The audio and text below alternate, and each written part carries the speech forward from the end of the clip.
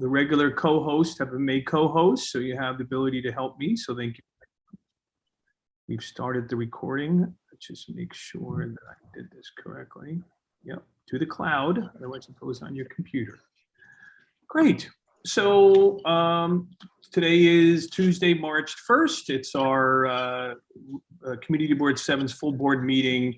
I wanted just to make a couple announcements in the beginning. The regular co-hosts have been made co-hosts, so you have the ability to help me. So thank you. That is, we've started the recording. YouTube in the background. So I got rid of that. Sorry about that. So a couple of things just to start out, just to go over our agenda. We have our traditional agenda where we will have our public safety session. We will have a business session. We will then have a community session, and we may pause if we're running over on the business session for some community session if some elected officials who try and tie the time to come. So that's that. I want to welcome everybody, all of our board members, elected officials, as well as our community members. Wanted to update ways for the community to speak. There's been a little bit of an update from our last meeting. There's 3 different ways, really 2 different ways, and we'll communicate that. First is if you sign up for the sheet, there is a sign up on our website, so you can do it that way. We also will be working with raising your hand functionality for community members, so we will do that as well. The Q&A section is working for the community, so they can do that as well. And I think Max sort of worked with a way for Max to drop information in the Q&A. So Max will be dropping information from time to time in the Q&A section as well. Although as I look, I don't see the Q&A section on this there. Am I missing that, or do other people? Yes, it's missing. I guess it needs to be added in the entry for the meeting. Well, that's disappointing because it was in all the meetings and there is no question. So we don't have a Q&A section. So we'll have to work off the raised hand functionality. And during the meeting, I don't know if there's a way for us to get that back on. It was set up last meeting. It was set up in the meeting that it was on last night for the housing meeting. So I don't think anybody changed it unless somebody changed it today, but we'll continue to do our best. But we'll make sure that everyone has the opportunity. And then the last part is I certainly just want to acknowledge what we've all been talking about as the small talk. It's a somber time, what's going on in Russia and Ukraine. It's some very scary times. And other than just taking a moment to realize that there's some serious stuff going around in the world. I know that earlier there is a presidential address and there's been a request to try and see if we can get done by then. We've got a pretty full agenda, so I don't know if we can do that, but I'm just putting it out there that that's been requested by a couple members. So that being said, I wanted to start out with our public safety session. I see that we have 2 different, I see Deputy Inspector Yaguchi and Battalion Chief Spall. And I know Battalion Chief Spall, you mentioned that you've got a little bit of a timing issue. So perhaps we have you give your report first and then the Deputy Inspector's report. I know that Gallagher and Huber both said they had prior commitments and could not join. So Battalion Chief Spall, if you'd like to give a report. Yeah, good evening. I was asked specifically to speak because we had another fatal fire in your community board's area. Same section of buildings, 80 Amsterdam, happened on February 15th, happened at 2:40 in the morning. It's important that we discuss it because there's some things that we understand that some fires are not avoidable, but I'm of the opinion a large majority of them are survivable. And that's what I'd like to address, things that can help. I had a fatal fire 2 months prior in the same building. I did not have this particular fire. We actually had I believe currently our only female battalion chief was working this fire, and she did a great job. Unfortunately, she was also overcome at it. She worked so hard, but she's fine now. She was actually covering in my stead while I had other duties, but part of the effort that she gave was the full commitment. But anyway, 2:30 in the morning. It actually came in initially as a water leak on the 4th floor in the F line. While we were responding, we also got notification that there was a smoke condition on the 6th floor, also on the F line. It ended up being on the 5th floor, and the gentleman that was overcome was in apartment 5F. He also had a heavy clutter condition, just lot of things that he acquired over the years, and we've dealt with that quite a bit. I think you and the community board, you've had to deal with it as well. We in the fire department, if you call us for an emergency, we have the right to come in without a warrant and get into your apartment. Prior to that, we don't have the ability to police that, but we know that neighbors and people have certain conditions and things, and we respect a person's home as their private area unless they call for help. But the thing that they can do is have a working smoke detector. Both of these fires, the one in January 15th and the one in October, both did not have a working smoke detector. We used to be able to say 10 years ago, and as short as 10 years ago, $10 could save your life. Well, now it's a little bit more money than that, but we in the fire department in the city of New York are fortunate. We have the Fire Foundation, which will hand out smoke detectors to anybody that wants them. You simply come to the firehouse. If we don't have them on hand, we'll get them to you. We don't install them, but we can supply you with one. The responsibility at that point is to keep a functioning battery in it and to make sure it's working correctly. If not, any of the people in your community board can reach out to you. You can reach out to me. It's really, it really hurts us that such a simple thing could make such a difference. And at 2:30 in the morning when this fire happened, 2:40 in the morning on the 15th, I'm sure you've heard it before, but for completeness, I'll mention it. When you sleep, your nose is asleep. Your ears are not. We know that. We hear things. That's what the smoke detectors work is. That's the value of it. Please let us help you. Please let us get anybody that wants one. We have great partners that, as I mentioned before, that will get you one, and let us help you. Okay. That's my spiel, so to speak. But I have to tell you that these are two people that didn't need to perish. That I think that the surrounding apartments, none of their smoke detectors went off either. Even 6F, that was somebody that was awake. They didn't say their smoke detector went off. And we look for them. When we do a fire investigation, we want to make sure, you know, what went wrong. Was it something that's defective? If a smoke detector is defective, it's part of my fire report. I have to mention the serial number, the manufacture date, and these organizations take it very seriously. But there was none in this apartment. Please help us help you. Fires are devastating to a whole community, but fatalities are devastating to families and relatives and neighbors. So that's, if you have any questions or anything you need, I'll put my information in the chat so you can reach out to I'm actually down on 48th Street and 8th Avenue in the 9th Battalion. This fire was in your district, and normally you're going to see somebody from now on.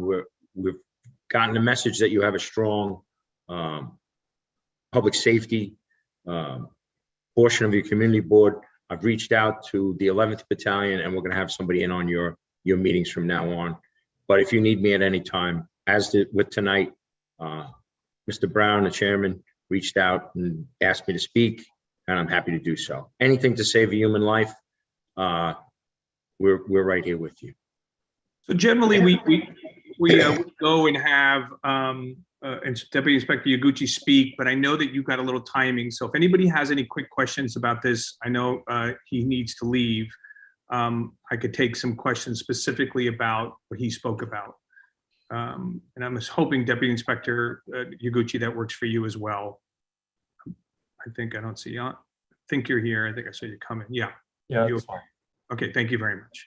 So I'm sorry about the time constraints. Understood. So I see there's 4 hands up. I'm going to have them go, if we can be just, again, just understanding that there's a time element. So I'm going to have Polly Spain speak, and Polly is one of our co-chairs of our public safety task force. Okay, Polly.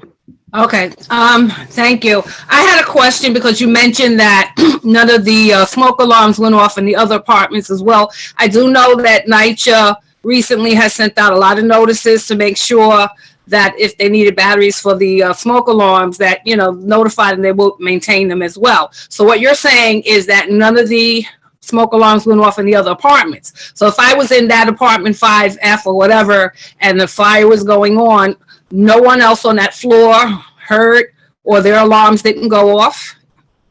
So I actually interviewed the battalion chief that had it. The gentleman's, the lady's name is Michelle Fitzsimmons, and I interviewed her, and she said that to her knowledge, nobody's smoke detector went off. And what you should expect, Ms. Spain, is that it's kind of unlikely initially that anybody on that particular floor would go off, but at least the floor above. And sometimes we find that the top floor will go off. Say, for example, if the building was 12 stories and this was the 5th story fire, sometimes the person on the top floor is the first to know. But the other aspect is most of the apartments, by the time the smoke gets out of your apartment, it's already a fatal atmosphere. You really want to find it in your apartment. Thank you. So that's something that we need to look at with our task force to make sure that everyone, you know, is aware. So thank you. And we look forward to seeing you. We all know that they're annoying at times. Yeah. I argue with my wife. We have several in our home, and I'm the guy who goes around and puts them back. But, you know, it's not only an indication that it's time to eat, it's also a... Exactly. No, because I know that NYCHA does annual apartment inspections, and that's one of the things that they check to make sure the smoke alarms are working. So that's why I'm concerned about that as well. So correct me if I'm wrong, though. NYCHA has to be admitted to your apartment, I assume. yeah, but now they're strict. If you're not home, they do let you know that they'll enter the apartment. Okay. If they have to drill the lockout, they will. Wow. So things are changing, yes, because there's too many fires. Yeah. Yeah. Thank you, Polly. Mhm. Shelley, do you have a question? Yeah, just to on top of what was said, and appreciate you being here. We had a fire safety presentation at 2 months ago at our Health and Human Services Committee, and it's great to hear that people can get the smoke detectors from the firehouse, but I'd like to point out that the American Red Cross will install them. Right. So that's the other piece. And I think there's one other organization I can check into it. So in that way, people can say, well, how can I do this? It's too complicated. It seems this is a 1-2 situation, which may be helpful to a lot of people. Thank you. Rich Robbins? Yeah, I was going to raise the same issue as Shelley, and I want to build on it. It was Captain Delgado from the fire department. It's a joint Red Cross fire department program where if you call the Red Cross, 877 Red Cross, they will arrange to install a smoke alarm in every room, and it's actually the fire department that installs them. So it's a great program. It's free. And I really call on both the fire department and CB7 to help publicize this. And I don't know who at CB7 might be able to reach out to Link NYC and make sure that they're publicizing this program. And to the extent that the fire department might be able to help get publicity for it. These detectors, it's so painful to hear that people have lost their lives when there are free detectors available that can be installed for them. And I don't know what partnerships might be available with NYCHA so that when they're doing inspections, they can automatically arrange for installation. But there's a lot more that could be done to get fire smoke alarms into all these apartments. And top of the list and easiest is just helping publicize. So is that something that Max would do, or is there someone at CB7 who can publicize this program? Yeah, And well, don't reach out I to would Lincoln certainly White. suggest starting with the public safety group, and which is, I would announce later, but there's going to be the first public safety session tomorrow, and that's certainly something that can be discussed. I'm sure that Polly, Will, and Josh will have a lot of opinions on that. And then after that gets worked out at the task force, I think Max can execute on anything that comes to that from that task force, would be my recommendation. But that's the exact reason why we put the task force together, is to execute on things such as this. So I think that would be the best place to start. Thank you, Rich. Okay, well, thank you, Battalion Chief Spall. Thank you for showing. Appreciate you making it, and off to where you have to go. Thank you for having us, and have a safe night. And Chairman Brown, I'll give you my contact information. It may already be in the bottom of the email that you and I exchanged, but I'll make sure you have it. Thank you. Thank you. Max and I both have it, and we'll make sure that if anybody reaches out, unfortunately, we've got a little bit of not the best tech going today, but if any of the community members want to reach out to our website, and Max perhaps will say that from time to time, we'll follow up with any information that needs to be done. Thank you all for listening, and my honor to be here. Thank you. Have a good night. Thanks. Deputy Inspector Yaguchi, thank you for coming, and if you can give us a report. Good evening, everybody. I just wanted to mention before I start off, the NYPD's, they are offering another police officer exam. They extended the filing period. It was March 11th. They gave 3 extra days to March 14th.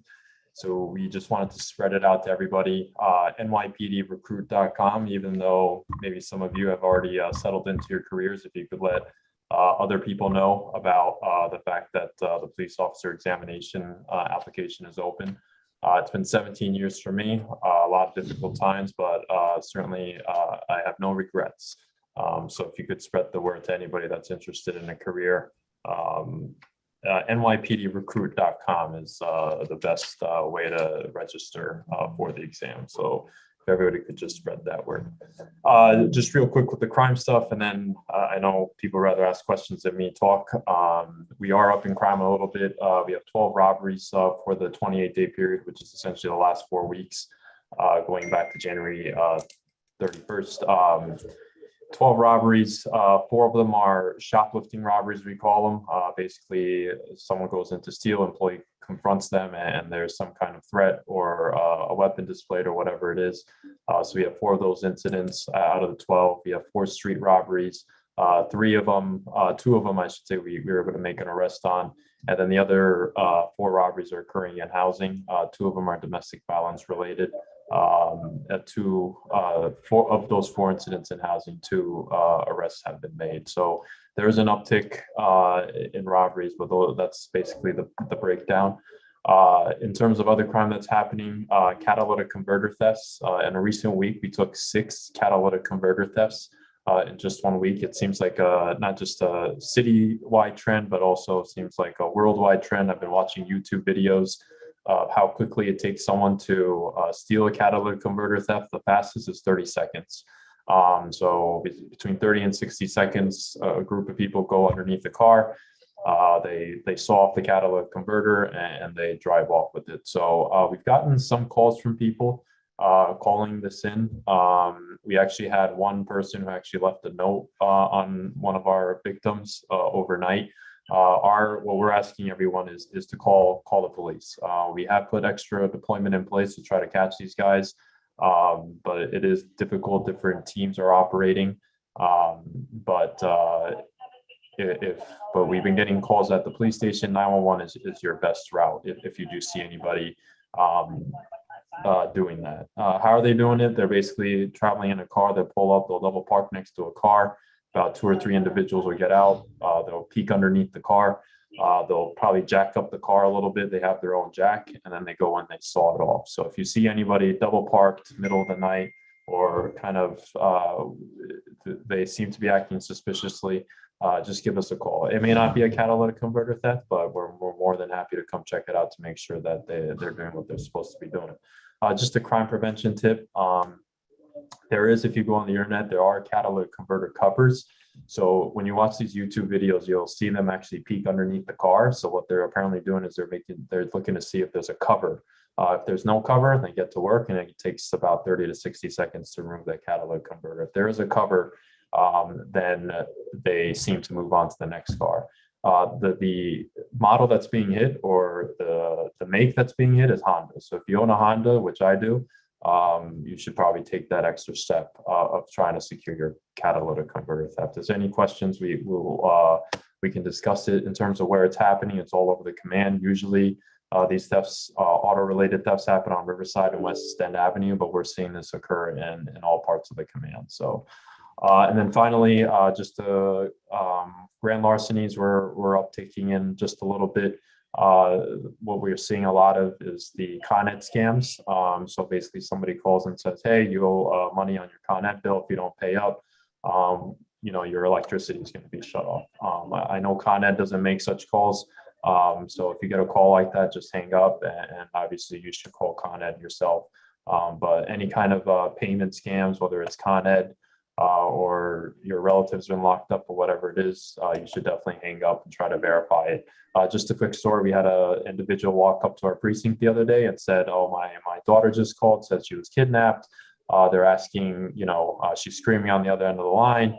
Our officer was able to speak to her. They were able to get in touch with her daughter, who was actually at school, had the victim the potential victim, I should say, speak to her daughter. Her daughter was fine.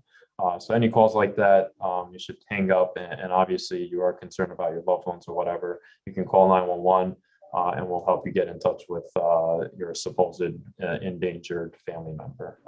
That's about it from us, and I'm sure there'll be other questions from everybody. Thank you. And maybe I'll just get in front of a pretty standard question that gets asked. Do you have any statistics on traffic as well? That's been generally asked. Yes, I know the question that gets asked usually regarding pedestrians. So for the period, we're down in pedestrian collisions. Well, I should say we're up 3 versus 2, but for the year we're down 6 versus 9. Where are those pedestrian collisions happening? 1 Columbus, 2 on Amsterdam, and 2 on Central Park West. They're usually happening during the daylight hours, anytime between, this is for the year, 8 o'clock, 1 o'clock, 12 o'clock, really, I guess when the pedestrians are out and about. In terms of our collisions, we are up for the 28-day period. We are up last 4 weeks, 44 versus 31. These collisions are kind of split between, we have about 7 or 8 occurring on the Henry Hudson Parkway. We have about 7 or 8 occurring on Broadway, 7 or 8 occurring on Amsterdam, 10 on Columbus, and I think 3 on Central Park West. So really kind of split between our major corridors. And that's about it. We are anticipating the warmer weather. And with that, we have already gotten some 911 calls about these dirt bikes. We're expecting more complaints about the bicycles in general, but the dirt bikes and the motorcycles driving erratically. Thank you.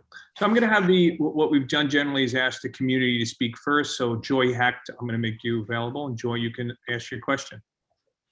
Thank you. I had a question about thefts of packages in buildings.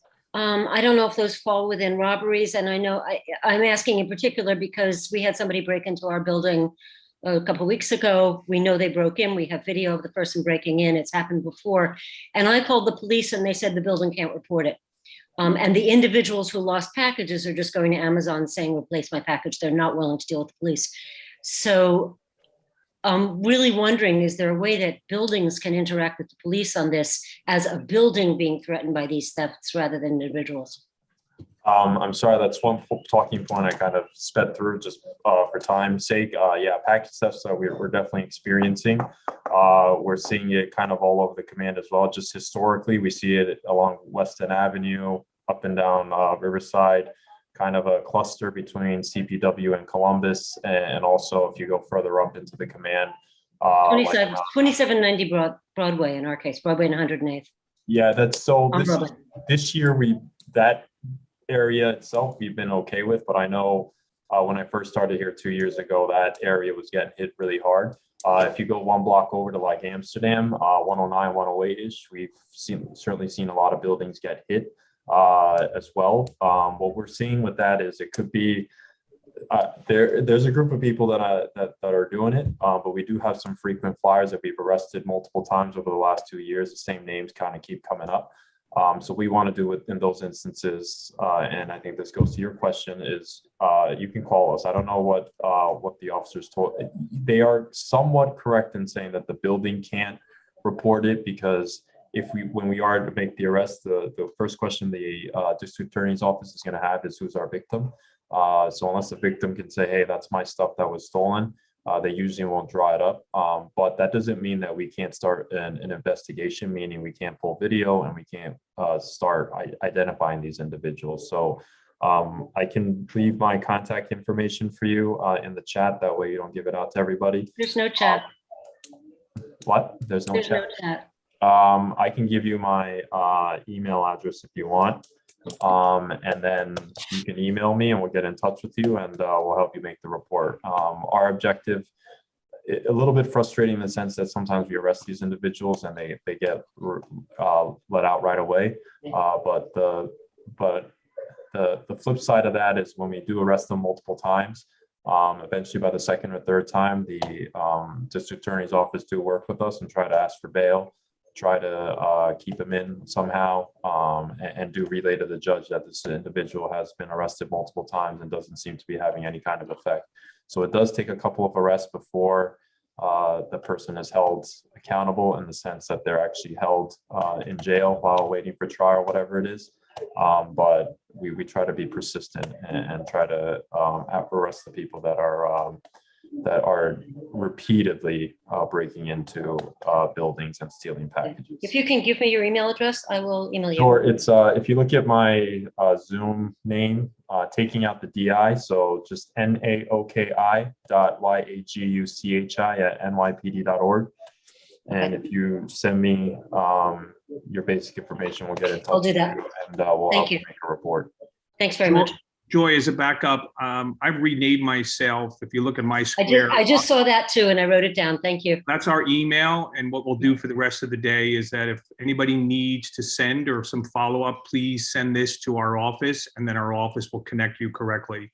And so this is this. I'll continue to do this from time to time, but my box now, I've turned my video off, but it has our email and I'll do that continually throughout. So, thanks. And we will connect people. So you can do that as well. I'm afraid I have to leave now. So it's not because I don't want to be here, but I have another meeting. But I'm glad I got my question. Thank you. Well, we won't take it personal. Okay. So no, I'll be back later. We'll move on. Peter, you are up now. Thanks. I wanted to ask about the Build-A-Block meetings because I gather there's one coming up for the C section, which is north of 100th Street. Is that correct? Yes. Let me just give me 1 sec. I'll pull that up. And for people to know that this is a chance to meet with the community officers that often have done stuff about package theft and other things. So. Yes, thank you, Peter. So the next Build-A-Block meeting is March 10th, and that covers Sector Charlie, which covers 100th Street up to 110th Street from Central Park West to Broadway. And that's going to be a Zoom meeting. It's March 10th. We may actually try to do it in person now that all the caseloads have been going low. So we'll publish that on our Twitter page and we'll get that out to you, Peter. And about what time? It's March 10th at 7 o'clock. 7 p.m. Okay. And I'll probably tell my officers to do an in-person meeting just because I think the caseloads are low enough that we can meet in person. And I know the in-person meetings are much more successful than the Zoom ones. So thanks. Thank you, Peter. I also just wanted to remind everyone, certainly community members, and on our CB7 page, on our full board meeting page, there is a registration. I'm going to work, I'll work off their hand raised, but you could do that as well. Reed Perone. Hold on. You're available. Reed, you're up. Thank you. A question for Officer Yaguchi. The electronic bicycles and scooters are pretty frightening. Have there been many accidents injuring pedestrians recently? So just looking at the numbers, we have 2 collisions reported For the past 4 weeks, I would imagine that there's a lot more that are not being reported. But as per official records, we have 2. That's up compared to 1 last year. For the year, we're actually down 3 versus 7. Again, I don't think most individuals that get into bicycle collisions probably report it. So that's probably an underreporting there, but at least for the record, we're down compared to last year. Thank you. Thank you, Reed. So I'm going to go to board members, and just as an MO, I'm always going to choose a board member that has not spoken yet. We want to make sure we're getting as many people to speak as possible. So we'll start with Susan. Officer Noguchi, first of all, thank you for your service. Really appreciate it. Just as a quick mention, last month, I actually got a phone call from Con Edison saying they wanted to let me know that people are on their way to our apartment to disconnect our electricity because our bill was overdue to the tune of $800. And I informed them that we're on direct auto payment, so that seemed unlikely. Good, thank you. So thank you for mentioning that. It's really very annoying. Right, and if everyone could just spread that word, I'm sure Con Ed would appreciate it too, but we were certainly taking a lot of incidents where people are paying those bills. And in the particular case, the last incident that we had, the person actually was like, oh, I'm going to pay by credit card. And they were like, no, you can't pay by credit card. You have to pay us through Zelle. So the person actually went to their bank and set up a Zelle account and everything and made payments. So just problematic in a lot of ways. But if we could get that word out to everybody, that'd be great. Thank you. Yeah, thank you. Thank you. Ken. Yes, hi, Deputy Inspector. There was a troubling article in the West Side Rag recently about how in both precincts, moving violations are down. And particularly troubling in the 24th was that failure to yield is down 68% from pre-pandemic to 20 to 21. Can you explain that? And is that changing? So traffic is just as crime. That's something that we are focused on. My counterpart, the executive officer, Captain Lazarus, she's in charge of the traffic program. Just like we have CompStat meetings, we now have traffic safety forum meetings. And again, downtown reviews are just what you're doing, just the same questions you're asking, like why is enforcement down, what's going on? Some of the questions have come up about bicycle collisions. So the one easy explanation is that we do have, each precinct does have a dedicated traffic safety team.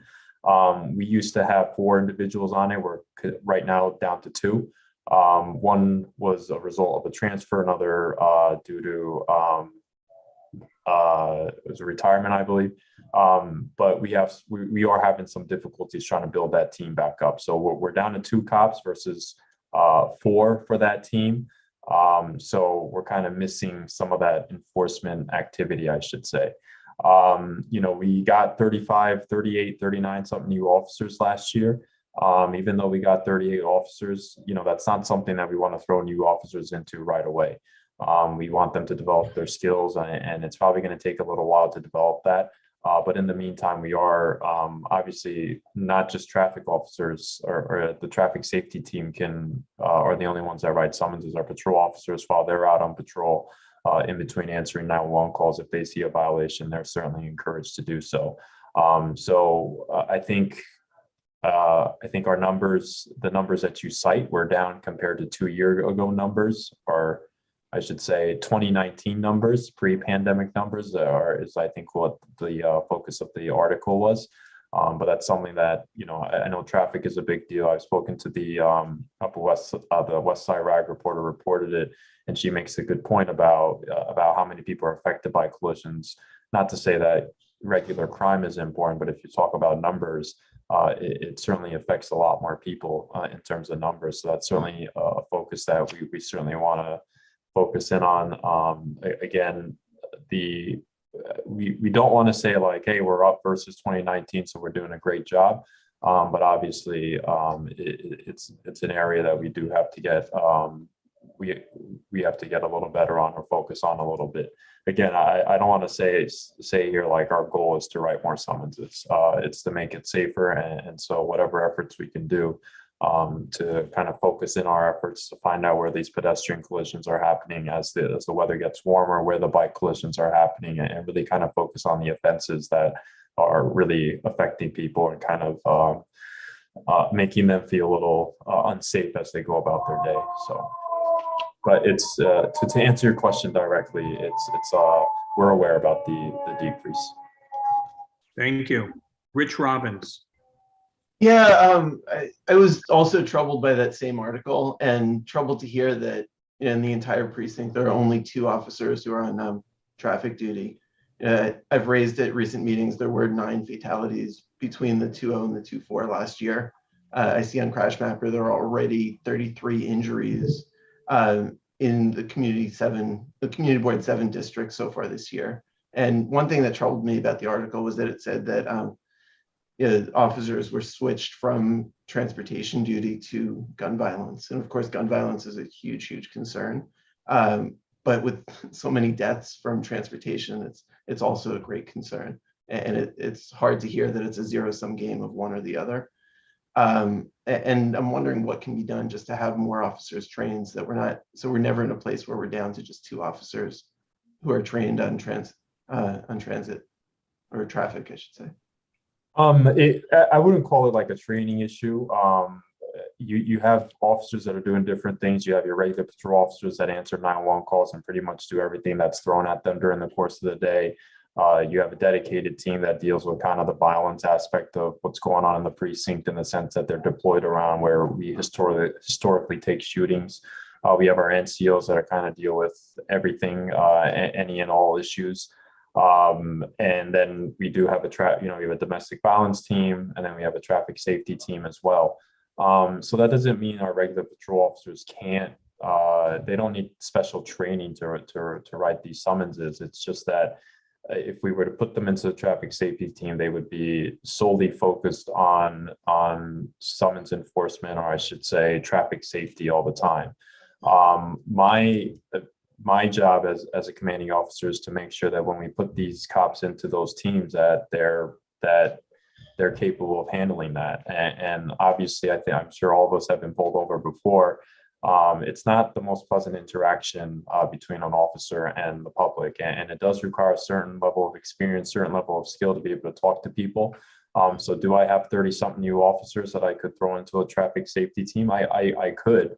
But I don't know if they're ready for that game. Having said that, I don't mean to kind of duck the question. That doesn't mean that these new officers and these other patrol officers can't enforce traffic violations. And obviously, this is what we're hearing from the community in terms of the numbers that are being cited, that it is a little bit down. So obviously, as a command, that's something that we will definitely focus on. Thank you. But I also want to say that, when numbers were the focus, the public got upset, as they should. And now that the numbers are down, it seems like everyone's quick to refer to the numbers. Not to say that that's not a legitimate point that all of you make. But we are trying to focus our efforts on not just the numbers, but to say, all right, where are our collisions happening, and try to focus in on those areas. The 6 pedestrian collisions that I cited earlier, I mean, they're happening all over the place. Are there certain corridors, Amsterdam, Columbus, where we could focus in on? Absolutely. But we do try to kind of gear our efforts so that it's not just numbers for numbers, but our enforcement actually does have some kind of effect. Well, thank you. Thank you for answering all the questions. I just want to take a moment and thank you for your work. And I know that sometimes you have to make decisions and they're not always easy. And I trust and support you in sort of the decisions you're making. So thank you from my perspective, and I think the vast part of the community board. So thank you very much. And you come here on a monthly basis and take the questions, and I think that speaks a lot. But so, we appreciate your feedback. We certainly do. Thank you. Great. So we are going to move on to the next section, which is our business session. I want to make a note. I forgot to note before. We're going to start with transportation. There's two resolutions. I want to point out that there was some minor edits to the resolution on the street sweeping that was put out today. Max sent an email, I believe, to all the board members. I don't know if we got it up in time. on the full board. I would suggest if it's Andrew or Howard, that perhaps we pull it up. I can help do that.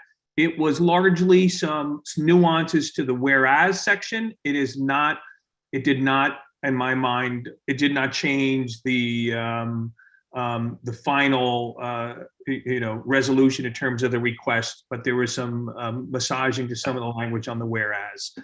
If you guys want to look at it as we go through it, we can, but we'll also pull it up. But I wanted to make a note to that. So with that, we will start, and I will hand it over to Transportations, who are going to work on 2 resolutions, and I'm not sure who's going to be handling it first. Great, I'll handle it this month.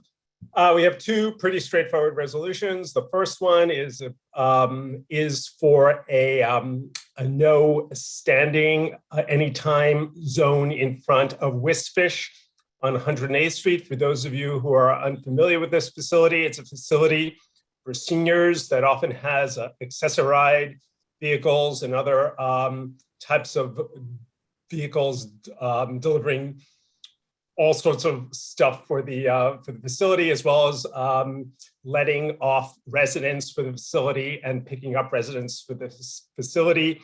So having the space, a dedicated space in front of the facility where these vehicles can access the curb would be enormously helpful. This resolution was overwhelmingly approved by the committee, and I'm just wondering if there are any questions or concerns with this at this point. Okay, well, I'll help you out, Howard, with the hand raising, Thanks. and then we'll have, we'll work together. But there are two members' hands raised, and then although, can I just ask a question? Did anybody sign up on the sign-in sheet? Do we have any sign-ups? Because I know it was a little bit for anything. Is there any sign-ups? We have one elected official sign up. Okay, so I'm going to largely work off the hand raising functionality, and I'll refer to you in that section. And if something changes, let me know. But I'm not going to continue to pause for each reso. I'll work off the hand raise function for the community.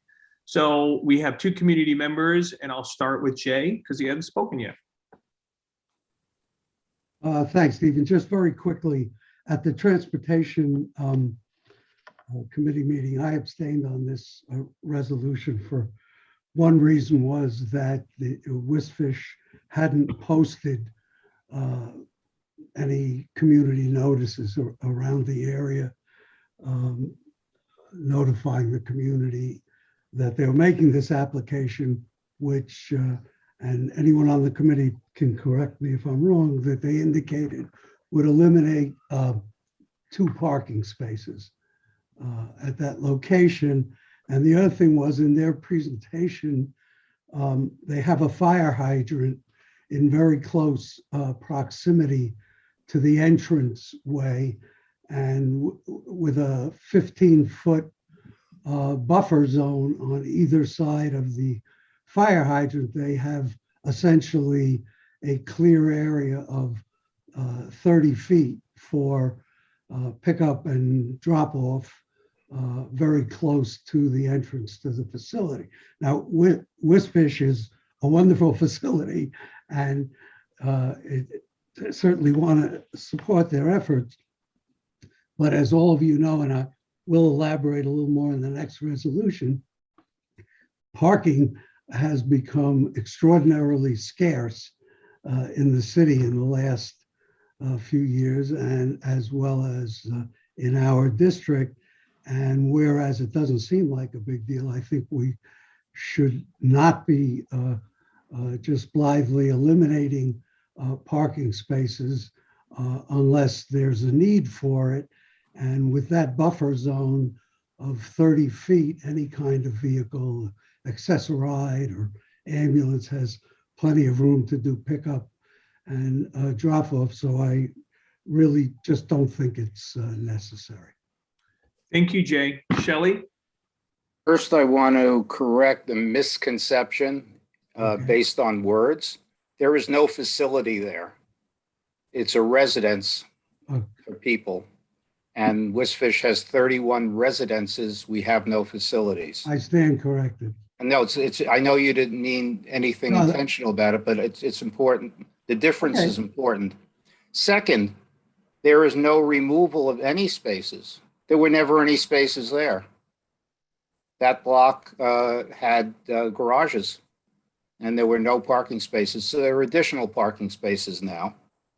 And given that a large percentage of the people who are moving in and will be moving in are seniors, and many who have mobility impairment and other needs for accessoride and other transportation to assist them, 2 spaces is typical of that type of residence. So I think this should, as every other senior residence, be supported. Thank you. Thank you, Shelley. I think that's all of the hands that I see. So do we want to call the vote?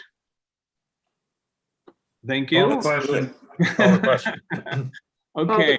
How are we doing this with our secretaries today? Who's counting the votes with me? It's me tonight, Stephen. Great. So Seema, can everyone who is voting to support the resolution raise their hand now.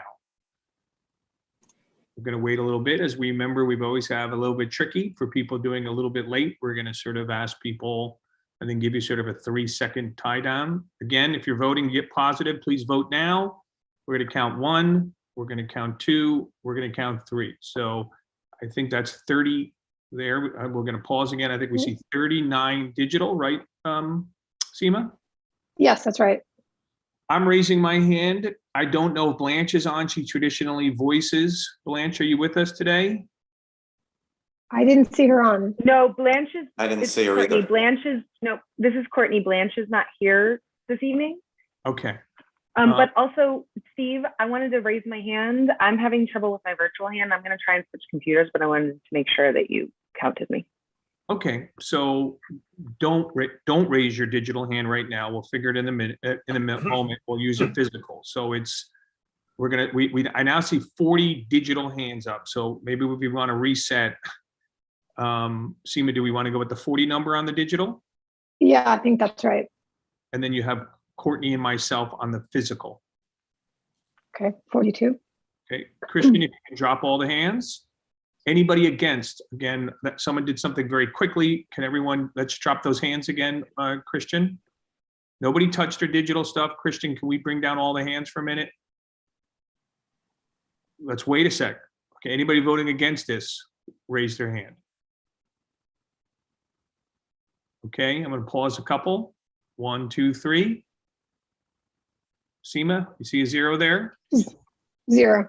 Okay, anybody is abstaining?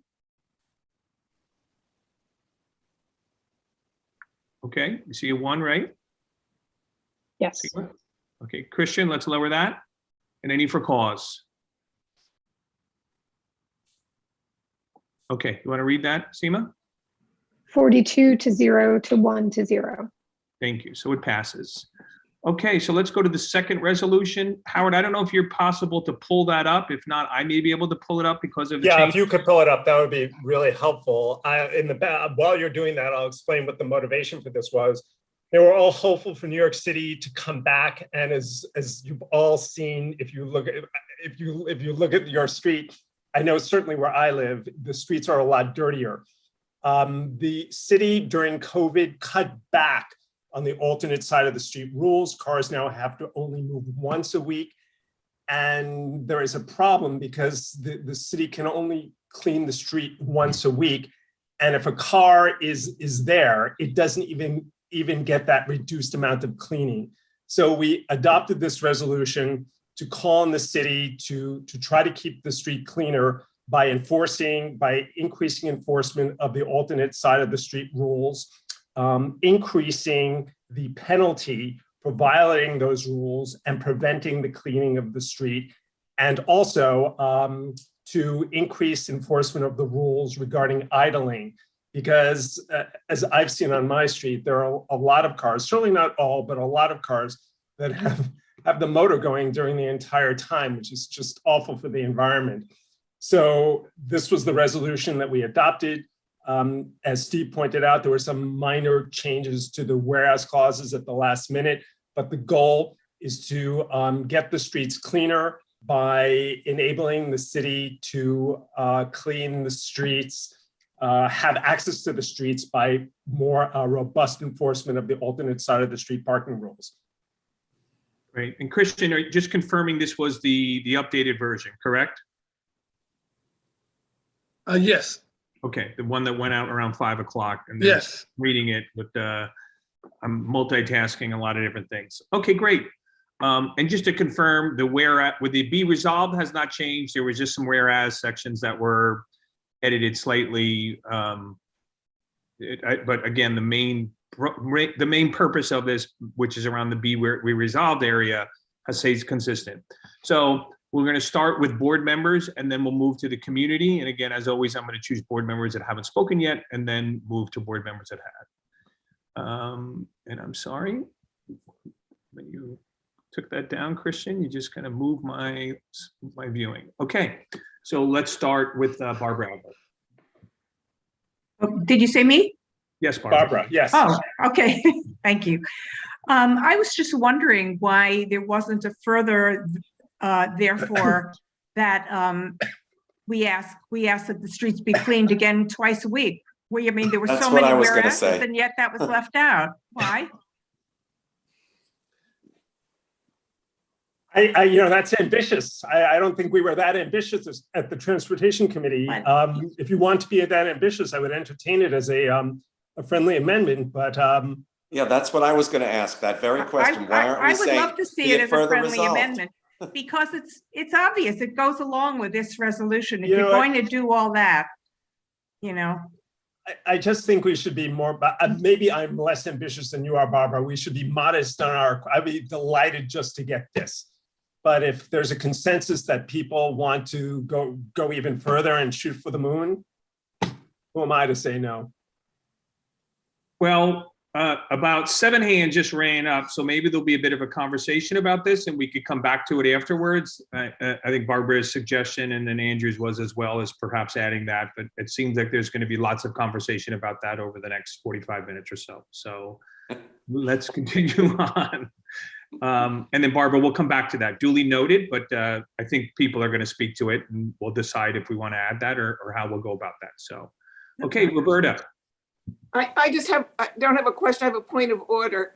The Communications Committee and in our handbook, we don't say whereas anymore. We go, the following facts were taken into consideration, and then we go to the whereases. I just wanted to remind everybody of that, so that all board resolutions should be in that format. And I can resend some from our handbook, our suggested format to everybody. Sure, Roberta, if you want to send that also to Max, Max can make sure in everyone's hands, but particularly the co-chair's hands. So right. You are sort of the last bastion of who looks at things. Okay, we'll continue on. Clary.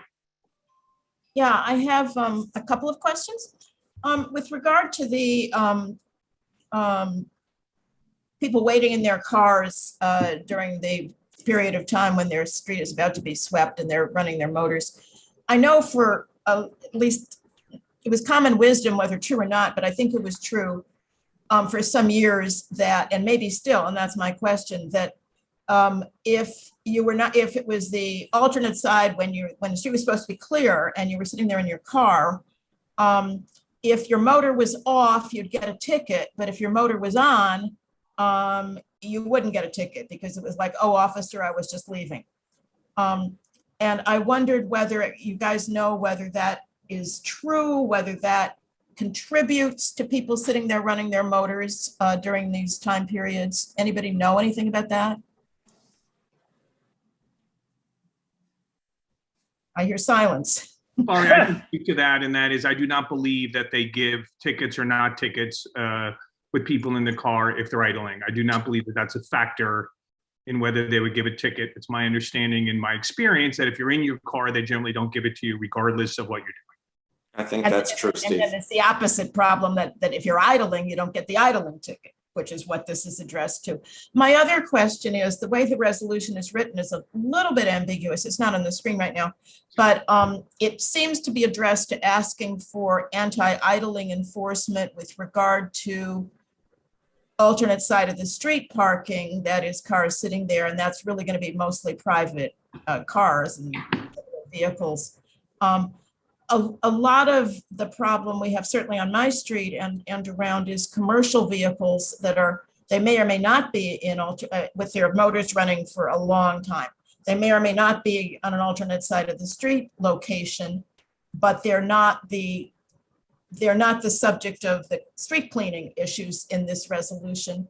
And I'm wondering whether you intended this resolution in asking for anti-idling enforcement to be addressed solely to the alternate side of the street situation, or whether I would hope, and maybe it can be changed slightly to say all anti-idling, there's a better way to say it. But to enforce the anti-idling laws more generally, not just with regard to the alternate side of the street issue. Most idling, my speculation is most idling is in connection with that. Again, the perfect should not be the enemy of the good. Our goal was, we were focusing on the alternate side of the street issue, and therefore we focused on idling in connection with that.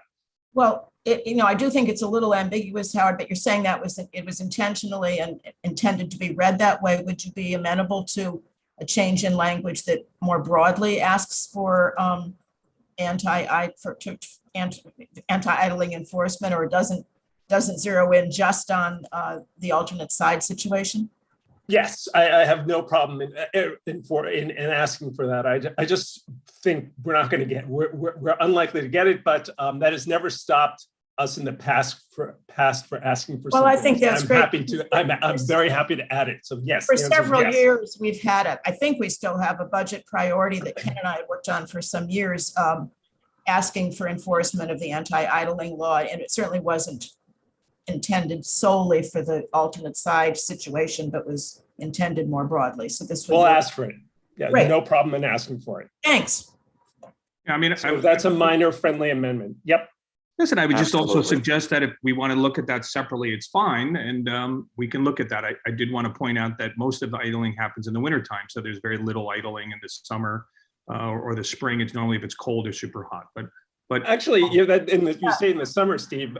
I see in the summer people. Seems like an ancient history at this Yeah. point, but people have the AC on in the summer. no, and so I said it's either if it's super hot or super cold. That's what Or I they're said. sitting there Anyway, with their windows open in very nice weather and they're idling as well. It's really all year round to my observation. we will Either way, expand it.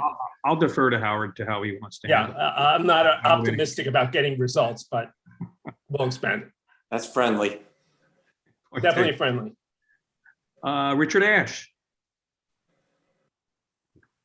Rich, got to unmute yourself. My comments go to the issue of increasing to 2 days. I don't know if you want to take that now or wait. You can speak to it now. I have a feeling that we're going to come back to it at the end, so you can give your opinion if you want. If that were added as an amendment, I would be forced to vote against the otherwise exemplary resolution. Richard, let me interject. I am not accepting that as a friendly amendment at this point. Okay. We discussed this at the committee.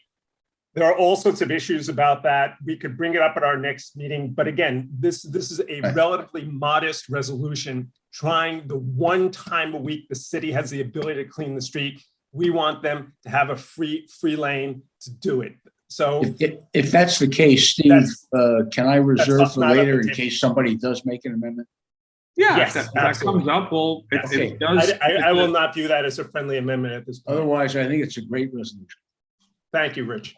Well, if it becomes an unfriendly amendment, then we'll have to debate it anyway. So we'll deal with it. I know Shelley always tells me there's no such thing as a friendly amendment, but that's a different conversation for a different day. See, Shelley, I listen. I hear. Okay, let's go to people who've spoken in the past. We'll start with Ken. Yes. Yeah, just on the now unfriendly amendment.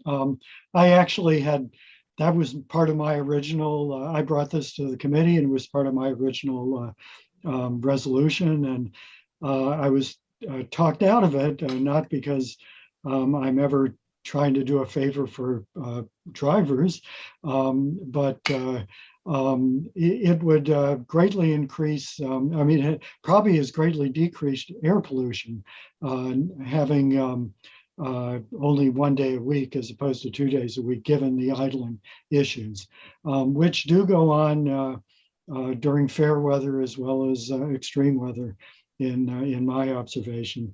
And then just to Clary's issue, the resolution specifically asks that traffic enforcement agents start enforcing the idling laws here. So this is kind of a very specific case. And if we could get them to really crack down on this, it would go a huge way towards cleaning our air on the Upper West Side and throughout the city. But elsewhere, I don't, it would be great if traffic enforcement agents would do this everywhere. I'm not sure whether they would do it outside of enforcing the alternate side of the street parking regs, but that's why it specific hones in on just this, the enforcement agents. Thank But you, I don't Ken. have any problem with broadening it. Okay, thank you, Ken. Rich Robbins. Yeah, well, quick on Clary's point, I agree. I've never seen a difference in enforcement, whether the engine's idling or not. The point I made in committee, and as Ken said, this was his resolution. He had originally proposed calling on it to be raised back to 2 times a week per side. And I spoke forcefully against it. Because what I said was, we're polluting our air in order to clean our streets. And when it's 2 times a week, bear in mind, these are side streets. The streets with alternate side are not the avenues. They're not the streets with restaurants. These are the small side streets. And once per week per side is enough, as long as the cleaners are actually able to clean that 1 time per week. And what happens otherwise is, people sit in their cars idling. I agree, it's a year-round issue. And so we're just putting a lot of pollution into the air when the streets are clean enough. And so I strongly think we should keep it at 1 side. We also kept this resolution very narrow. People talked about other issues such as trash on the sidewalks. And in committee, the decision was just to keep it narrow at alternate side. So I think the resolution is great as is. I think we should not change it. Thank you. Thank you, Rich. Jay, you'll be the last board member, and then we have some community. So Jay, you're up. Thank you. I'm going to take a little different tack on this thing. First of all, most of the almost all of the whereas clauses are anecdotal, and we don't have any real statistics about the availability and the frequency of street sweeping in our district. The sanitation department, as far as I know, wasn't invited to address the committee when we took this up, nor were they invited to this meeting, and it would have been very helpful to hear their take on what should be done to give them, if there's anything that needs to be done, to give them more access and to actually find out what they've been doing. I live on West End Avenue, and this is also anecdotal, but in my area of West End Avenue in the 80s and the side streets, those streets are in pretty much the same condition that they've been in for umpteen years, that the real problem is on the commercial streets. And a lot of that is due to the presence of restaurants and so forth, where we have all these permanent structures that are blocking access to the sanitation department. And I know that that issue is for another day when we, someday when we start talking about the open streets programs.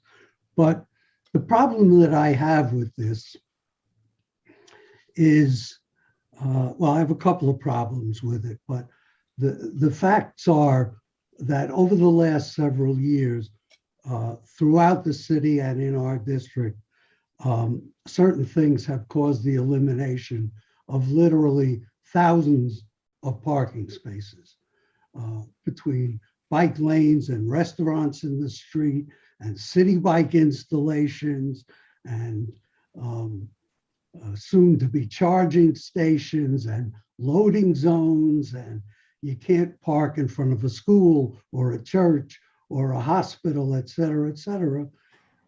Parking has become extraordinarily difficult throughout the city and especially in our district, at least from my observation. Plus, we've lost several, even Shelley pointed out, we lost garages on, it was 108th Street.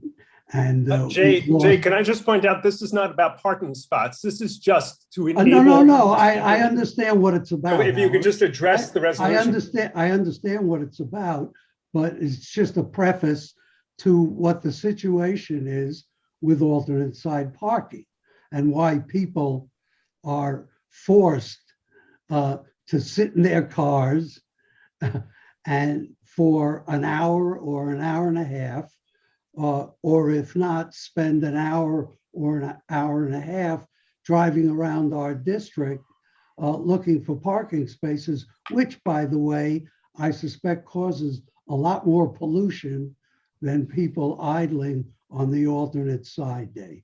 So I don't think, frankly, look, we've got a district where approximately 25% of the people own automobiles.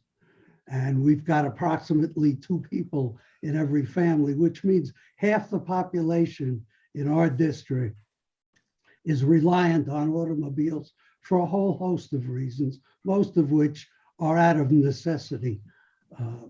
So I view this, you know, the prospect of what you say should happen, which the raising of fines, to raise them to, which, by the way, following up on what Jay, I'm going to encourage you to, from a time perspective, sum up what you've got. I appreciate that. Now I'll finish up very quickly, but as you know, I've got a dozen people spoke for it, and I understand. I'm just trying to be respectful of the sort of time expectations. But anyway, first of all, I point out that saying that fines should be significant is, in my mind, a little bit vague. I don't know what that means, but the effect, if that ever happened, would be punitive against people that are desperately have to look for parking every day or take an hour or 2 of their day a couple of times a week just to find the parking space. And I think, frankly, that in toto, this kind of thing represents a continuation of the assault on automobile ownership in this district. I think overall it's unfair, and I'm against it. Thank you, Jay. Thank you, Jay. We've got a couple of panelists. We're not going to go through twice, so we're going to let everyone speak once because we've got, this has been a long issue, and we've got now the public. So Dan, I'm going to have you go first. And Dan, I know that you had sent in an email. That email was read by several people, including our chairs, and there was some action taken. But Dan, I'll allow you to speak. Well, thank you. Can you all hear me? We can. Nice to see you all. I'm going to speak very quickly to a couple of things, but in specifically, it's great that you're going to look to move all the cars out of the way to make room for the sweeper to come. But you left out the most important thing, is if the sweeper doesn't arrive, it doesn't matter what you do with the cars or whether they're there or whether they're not. So I'm proposing to add 2 whereases to what you have there. After the first one that says beginning June 29th, I want you to add, whereas beginning June 29th, sweepers began to arrive only 1/3 of the time, a reduction from the 50% frequency with which they used to meet their schedule. So one of the reasons streets are dirtier is because sweepers are coming less often, all right? Less often in the prescribed time when they're happening. That is a problem. It has nothing to do with the parking, but it's a problem.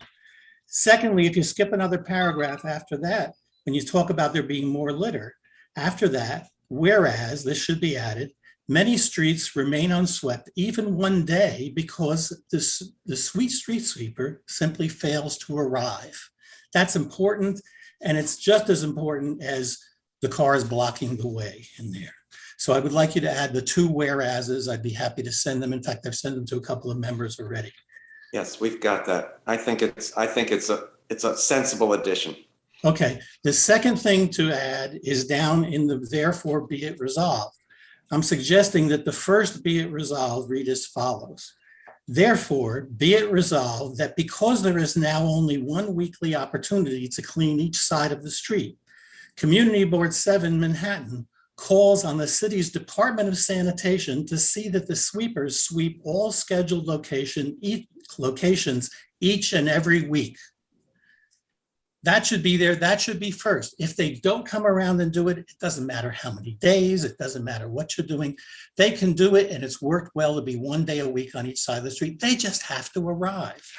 And if that's the first be it resolved, the second thing is to replace the first be it resolved you have to say, be it further resolved that because access to sweep the curb is even more important now, Community Board 7 Manhattan calls on the city's traffic enforcement agents to increase their enforcement of ASP violations and target their rounds to stay ahead of the sweeper. It's important that the people ticketing get there ahead of the sweeper, be there to ticket people, maybe even someday when take chronic people and tow them, all right? What you want to do is clear the cars before the sweeper gets there. But first thing is, get the sweepers there. That's all. Put those things in, make the department sanitation do the responsibility. That's going to be the most effective thing that you can ever think to do.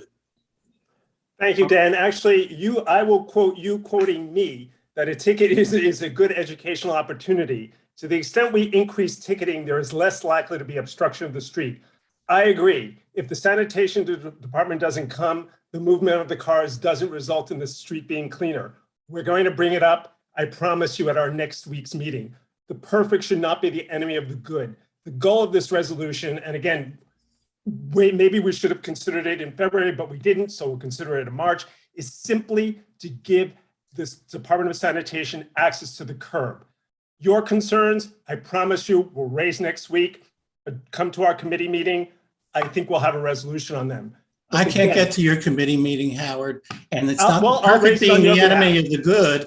It's a question of that's the most important part of getting the streets clean. There are a lot of. And I would suggest any member who's heard it and agrees, offer that as an amendment. Okay. So just, we've got a bunch of back and forth. I think that some of this was accepted, Dan. We appreciate your feedback. At the same time, that was a tremendous amount of editing that I have to be honest, I'd almost feel uncomfortable about rewriting this and putting it up. Again, Steve, I think I'd like to bring it up in our. We can bring it up next week. Yeah. The key. Dan, we would work with you. And just let me say off the top, I agree with most of it. It's just that it's too much. This was a narrow resolution, and to bring this all in now, I don't think it's appropriate. We'll bring it up. I think today's resolution is centered on DOT and NYPD enforcement. Next week, we'll focus on sanitation and what they're not doing. And I'm sure we'll have something for the next meeting after that. Susan, I think, is next. Can I just confirm? No, there's more community members. I want to keep, they haven't spoken yet. So there's several community members. So just want to confirm that we're going to add, so everyone understands, there was a request on a whereas section. We're going to add that, but we're not going to be editing the be it for further resolve that. In terms of speaking to Dan, your concerns will be brought up this month. If you can't show up, that's unfortunate. Perhaps you can coordinate a private conversation or a conversation before, but we are not going to be changing the be it further resolved so that people always say, what are we voting on? So that's it. We've got his language. Not a whereas. Okay, so I want to continue with the public and then we will speak to any board members that haven't spoken yet. So Susan Crawford, I'm going to have you speak now. Susan, you can speak. Susan, are you still there? I'm going to pause a few. You'd have to unmute yourself. Susan, we're going to give it the countdown. 1, 2, 3. Great. So Peter, allow you to speak, and you can handle your own muting. Thank you. This resolution had a lot of thoughtful discussion at the committee, and it got changed considerably, as has been mentioned. And I just want to bring up one point, which was that sanitation is stretched, and just to add a second time, as opposed to looking at what's happening with the organics collection, is, I believe, short-sighted. And I think that we're not doing that, Peter. It's within not the on the committee. table. I'm sorry? We're not doing that. It's not on the table. I understand that. And I just wanted to make that point for future reference, because you guys did a really good job of discussing this in the committee, and it was very thoughtful, and I really appreciate it. Thanks. Thank you. Thank you. So that's the community members. Susan, you haven't spoken on this issue yet. We'll have you speak, and then hopefully we'll vote after that. So Susan. Thanks so much. I just want to say, we've got a lot of stuff going on right now in the district, and I'm voting against this because I do not think this is where our priority should be in terms of enforcement. And I would urge everyone else to vote against it. If you guys want to bring it back to committee, that'd be great, but I cannot in good conscience vote for this. Thanks so much. Thank you, Susan. Thank you. The only thing I wanted to add was just to what you're going to be talking about next week, Howard, and that is, in my experience, I noticed that some of when a street cleaner pauses, if there's one or two cars they pull out, there are street cleaners that just run up and down, and perhaps that's something to address in the future. They never pause. They don't look like they're looking to sort of wait to sort of get to the street cleaning, and maybe that's something to be just, and I'll try and come on Tuesday to add my thoughts on that as well. So with that, I think that's all of our questions. So are we ready to call the vote? Great. I saw Howard move very quickly when I said that. So all of those who are supporting this resolution, well, unless there's a action to add something, I'm going to vote on the resolution as a whole. I said I would pause, but unless we want to change the resolution, we're going to vote on the resolution, and I'll wait a few seconds. Okay, so I'm going to assume that we've had conversations, and we're going to go back to the original resolution and how we would want. So let's, all of those who want to The support resolution that had been up on the screen. the resolution that was up on the screen. I believe there was some friendly conversation from Dan that you were going to add. There was some friendly conversation from Clary that you were going to add. Right. But Just to sum up the resolution, the goal is to provide access to the curb for the Department of Sanitation. It doesn't try to instill world peace. It's just, again, it's a modest resolution to try to give access to the curb. Next week, we will take up the Department of Sanitation, what they should be doing. And world peace, right? And world peace. And world peace, yes. Call the question. Okay, let's go. So everyone who's voting to support what we discussed, which was 2 friendly amendments and 1 area, but the base of it staying the same, please raise your hand. We're going to keep pausing, Seema, but we're going to ask if you want to vote, that you vote now, and then you stop, because we're going to take the digital hand. Okay, do you want to read that, Seema? Looks like 32 digital. Great. So my physical hand's up. Courtney, I don't know if your digital hand is a problem anymore. You want to speak out? I also know Courtney was going to have to dip out for a small period of time, and I'm assuming if she's not speaking, it's because of that. She said that she had a brief childcare incident. I don't see her on the call right now. She'll be back. Oh, yes, she is. Although she's her camera and her mute. Let's leave it as is. Thank you, Andrew. So I think that's, how about we would have that 33, Seema? 33. Okay, Christian, if you can lower the hands. Okay, everyone against this resolution.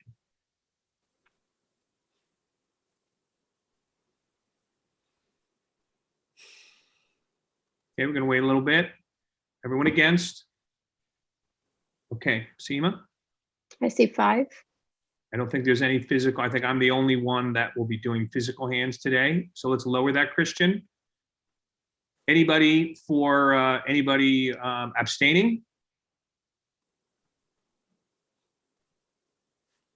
Seema? I have 2. Right, that moved a little bit. Hold on. I have 1. 1. And anybody, let's lower that, Christian, and anybody for cause. Okay, you want to read that, Seema? That's resolution passes 33 to 5 to 1 to 0. Thank you. So let's move on to BCI, who has number 3 and number 4. Okay, so what did we do here? We have 3 new SLA applications for 2-year liquor licenses and 1 application for a temporary retail permit. So just to clarify, I think 3 is bundled, so we're voting on 3 that are bundled. Number 3. That's the resolution. Yeah. Right. So you want to just speak briefly, or then we'll vote? And if nobody has an objection, I would like to take only 1 vote for all 4, or for those 2 items. Yeah. So we're looking at bundling 3 and 4 and doing 1 vote. Does anybody have a problem with that? Okay, we're going to bundle 3 and 4. That's 200 West 60th. It's 226 West 79th. It's 175 West 90th and 660 Amsterdam Avenue. I assume we are passing all of these, correct? Yes. Yep. Great. So let's see if there's any questions regarding them. I don't see any board members. I'm Okay, I'm going to add one just really wonderful thing about the first one, which was for the flame, Olympic flame, which has been there for years. The new owner, she bought it in 2019, right before the pandemic, but she's been there. They've been giving out during the early part of the pandemic, they gave food away so she could keep her staff there. And even now, they are still charging, they're charging the police and any of the first responders, EMT, 50% for their meals.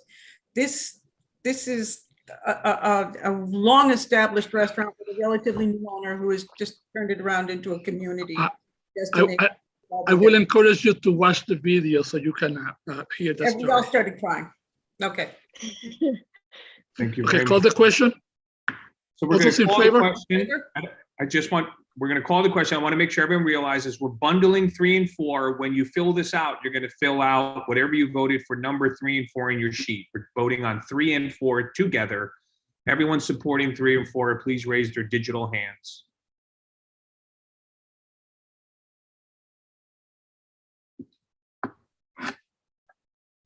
Okay, we'll wait a few more seconds. Again, if you're going to vote to support these on a BCI perspective, please vote now. 1, 2, 3. Okay, Seema? 35, digital. My physical hands up. Courtney, are you back? I'm assuming it's just myself then. Okay, 36. Christian, can you lower that? Anybody voting against 3 and 4?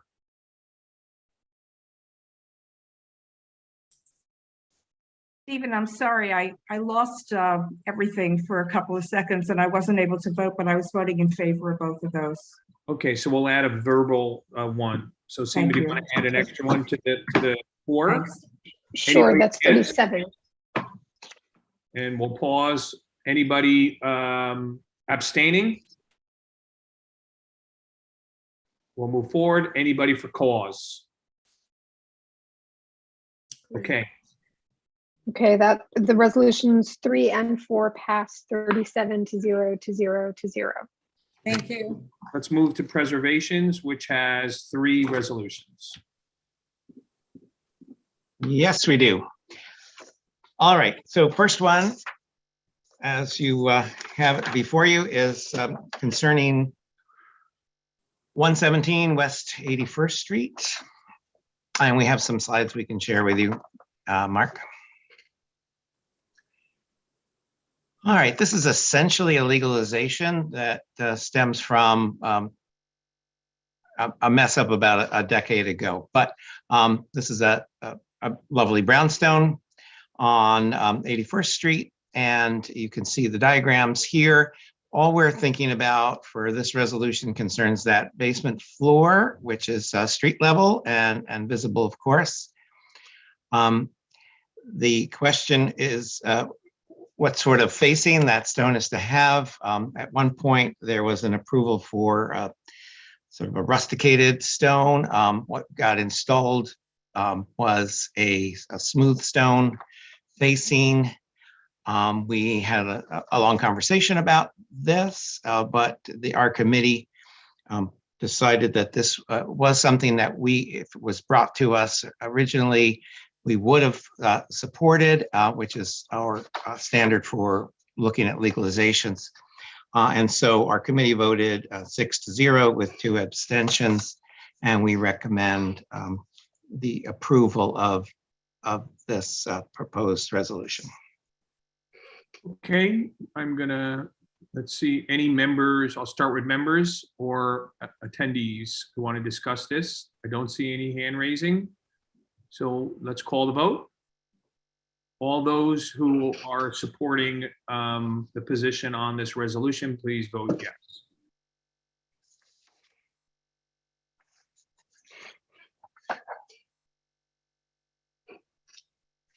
And wait a little bit longer. Again, if you're voting yes, please vote now digitally. There's a couple vacillating, so we're going to ask you to make your final decision. Put in your final answer. Okay, so Seema, you want to see what you see? I see 33 digital. Great. My hand is up physically. Is there anybody else who needs to verbalize or raise their hand physically?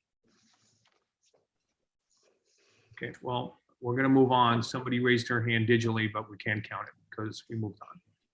Again, you're going to have to, people leave or come back. You got to work with us. So let's move. Anybody against? Okay, we'll take that as none. Anybody for, anybody abstaining?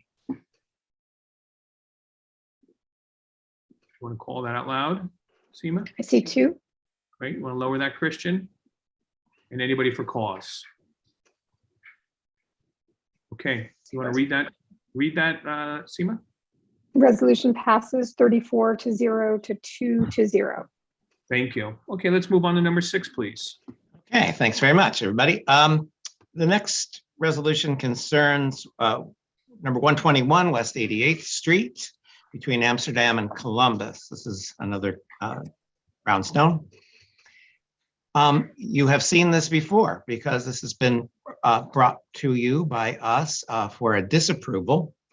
We're pleased to say that the owner and architect have come back to us to make the changes that we recommended. We went over this in quite a lot of detail. I'll just say it's in the resolution, but I'll just say quickly that the changes included a setback on the rear of the rooftop addition.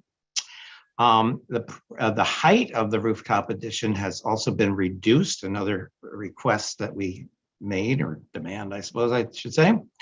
The railing in the front portion of the roof has been moved back and so is no longer visible from the public way on 88th Street. And they've switched the railing from glass to a thin metal tubular railing. We want to note that the penthouse is still available, visible from the rear because it backs up on a playground. And so there you can see the orange matter. You can see on the upper left, the difference is marked in between what was originally proposed and what is now currently being proposed. So this, as I say, is of course visible because there were no buildings on 89th Street at that point. It's a playground for PS 166. And finally, that we want to just note that as you can see, the buildings on either side do have rooftop additions. They're somewhat more modest, but this would not be, as now proposed, this would not be out of character. So with that in mind, our committee voted to approve 8-0 to 0 to 0. And we recommend that you do this as well. Thank you. So any board members or any public want to speak to this? We'll give it a few minutes, well, 2 seconds, I should say, to be more accurate. And with that, I do not see that. So do we want to call the question? So let's vote. All those who are voting to support this resolution, please do so. Gonna wait a little bit. Again, if you're supporting this, please vote yes. Do it now. We're going to wrap this up. We're about 33. That's usually, again, if you're voting, please vote yes. 1, 2, 3. So do you want to speak to the digital hand, Seema? 33 digital. Great. I'm raising my physical hand. Excuse me, I'm voting digital also. Okay, Yes. if you vote digital, you don't need to verbalize. But I don't see your hand up. No, I'm sorry, I'm voting verbally.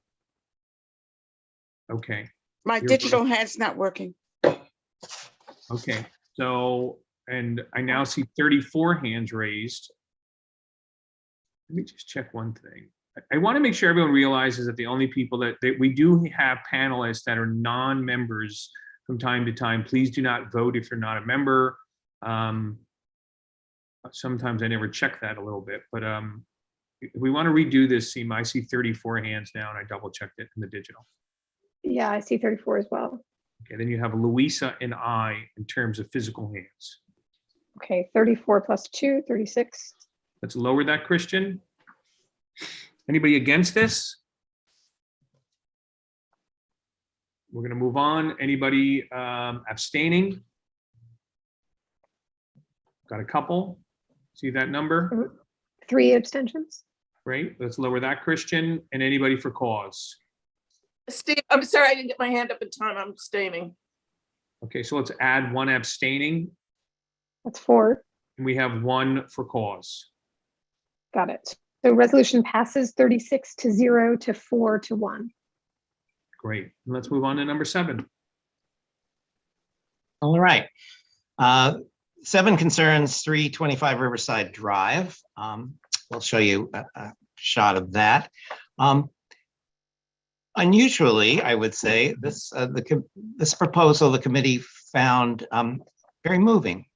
It concerns a very simple change to add the Sherwood as the name of this building. It's an apartment building, about 13 stories tall.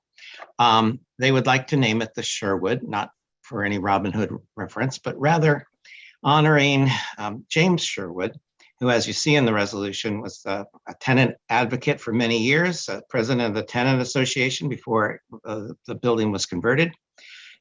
He helped lead the co-op conversion, and then for 40 years was president of the co-op. He was somebody who is dearly loved and honored. I believe his widow still remains in this building.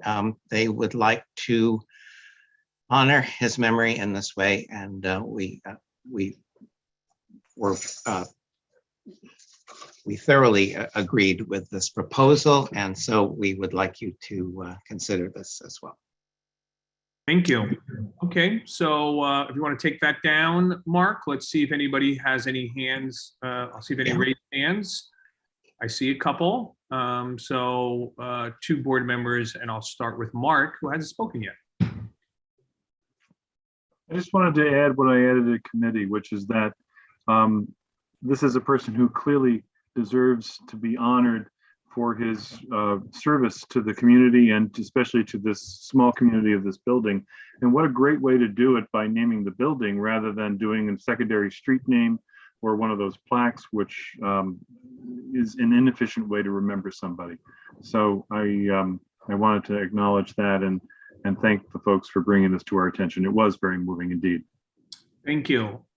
Rich, well, I think there was a couple hands raised. They went down. If they go back up, I will, but I'll go to people that have spoken already. Rich?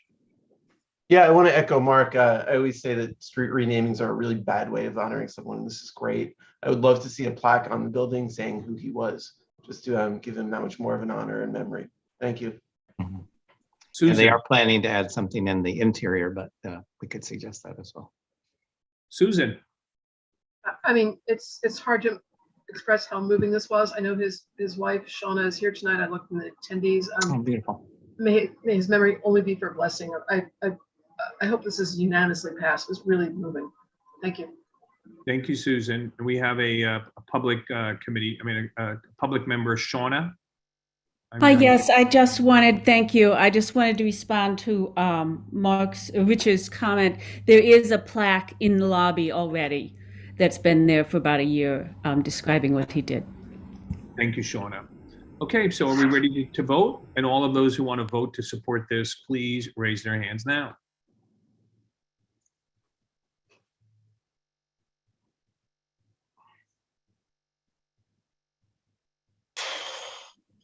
We'll pause a few. Let's finalize that. Anybody 35 else? digital. No, because hands are Sorry. still going up. So, and now they're going up. So just everyone stop what they're doing. If you want to vote, move away from your computer and let us count you. Oh, it just went up again.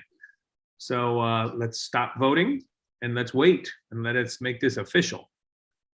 Seema, how many hands do you see now? 38 digital, sorry, 39 digital. Yeah, they went up again. I saw that. I see Louisa, you don't have to speak. I see your digital hand up. I've been monitoring you as well. So I just want to make sure, because we must have had some people come a little bit late to the meeting, so the numbers seem to be going up on our voting. I want to make sure everyone who should be voting is voting and nobody extra. So I'm just going to look through the digital line very quickly, Seema. I think we're good. So I think that's the right number. And then my hand's going up as well, physical. So that's 2 physicals. No, Louisa has worked and has now fixed her digital problem. So it's just, okay. Just 1. yeah. So it's 39 plus 1. Great. Christian, you want to lower that? I think that's everyone. So I'm going to go quickly. Anybody against? Audrey, I think that's a mistake. Thank you. Anybody against? Audrey, are you voting against? I don't think you are. I just want to make sure, because I think you voted for. Yeah, Audrey, I'm going to lower your hand and I'm going to say that everyone against, and Audrey, if you're voting against, raise your hand now. Otherwise, don't touch your computer. Thank you. So that's 0. Anybody abstaining? We take that as a 0. Anybody for cause? We're going to take that as a 0. So you want to read that, Seema? Resolution passed. Thank you. Okay. We will now move on to HHS. And I think based on some texts, Shelley, I know that Catherine is not feeling well and might have had to have dropped off. I think you'll be presenting. Stephen, I have a point of order. Sure. Quickly. Just on a previous resolution, there was a vote.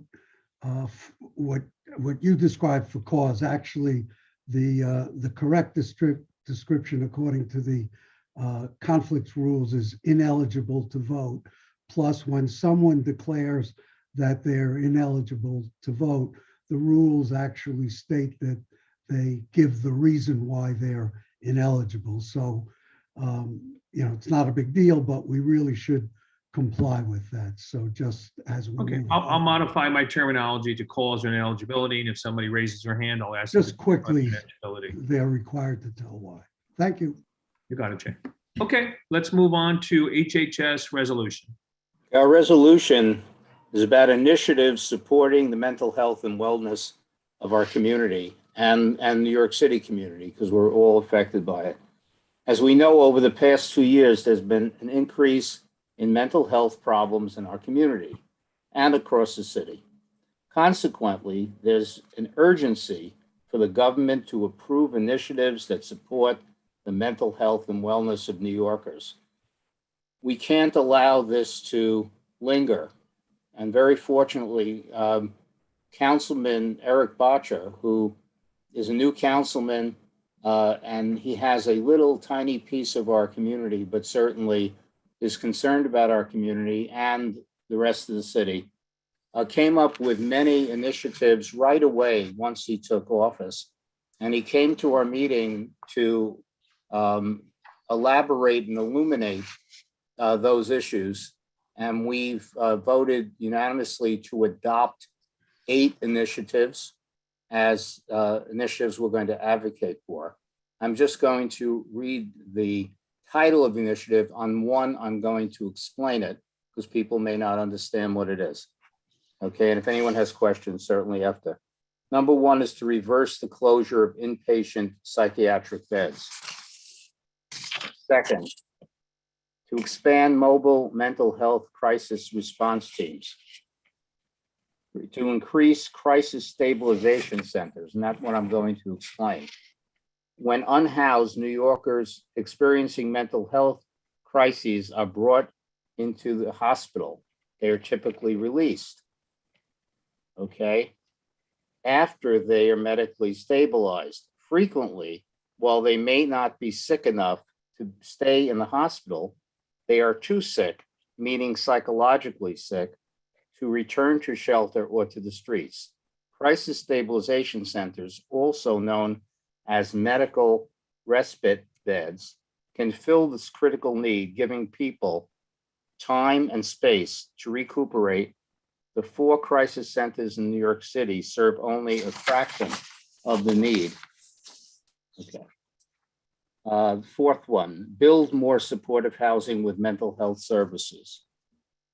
Fifth, embrace and expand the clubhouse model of rehabilitation.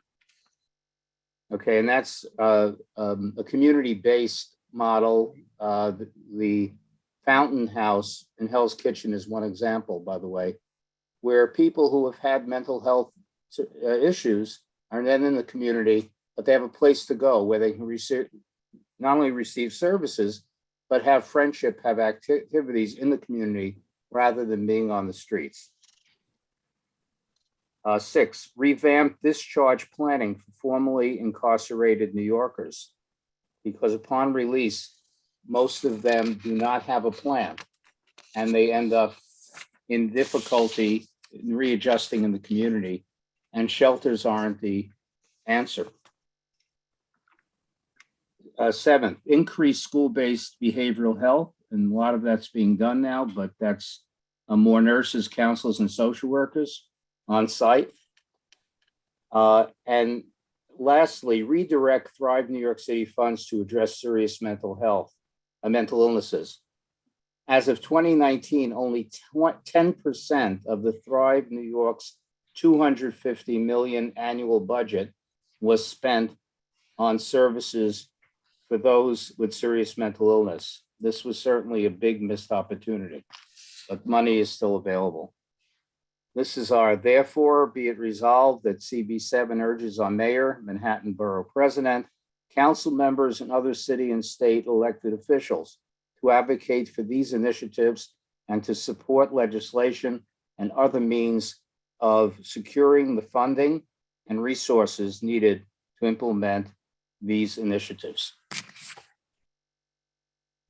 Thank you, Shelley. Let's look for people with their hands raised. We're gonna pick board members first. Linda, I don't think you spoke on an issue, so I'll have you speak first.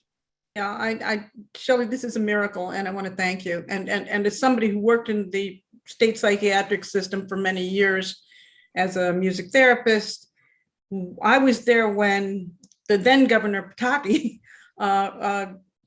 reduced the funding for all of our state psychiatric centers. And as much as they were vilified by so many, they gave people whom we're seeing now on the street.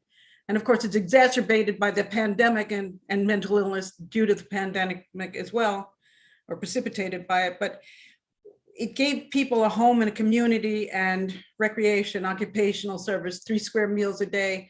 They don't have that now. So the first point that you're making is so critically important as we see people sleeping on the streets, sleeping in the subways, and causing mayhem, because there are answers, and the answers are care. And we haven't been providing it. And of course, I still work with some of those organizations. So thank you, and thank you for this very insightful and very, very astute resolution. I will definitely vote for it. Thank you. Courtney, welcome back, and we'll let you speak. Yes, I think the kids are down. Fingers crossed. So this is a great resolution. I like a lot of it. I'm really excited to see so many parts in here that I wouldn't have necessarily expected to see. My only question was, did you guys end up having any discussion about, Kendra's Law as part of this? And was that something that was discussed? It came up, it did come up, yeah. Mm-hmm. Okay, but it wasn't discussed as being part of this resolution? We're looking for initiatives that can be implemented by the city and the state by basically either using resources that are currently available, or bringing these initiatives to the council and to state legislatures in the quickest possible time. We don't have time to waste. So these were the specific initiatives that we're endorsing. The councilman did support it. We had a discussion, but yeah, the thing is, it's such a controversial issue. He says he supports it, but on a one-to-one basis, and if such a thing is possible, really. Okay. So that we did address it, and it is an issue, Courtney, but we're just gonna have to keep discussing it until there's consensus in the public, because it's a political issue. Thank you, Robert. Jay.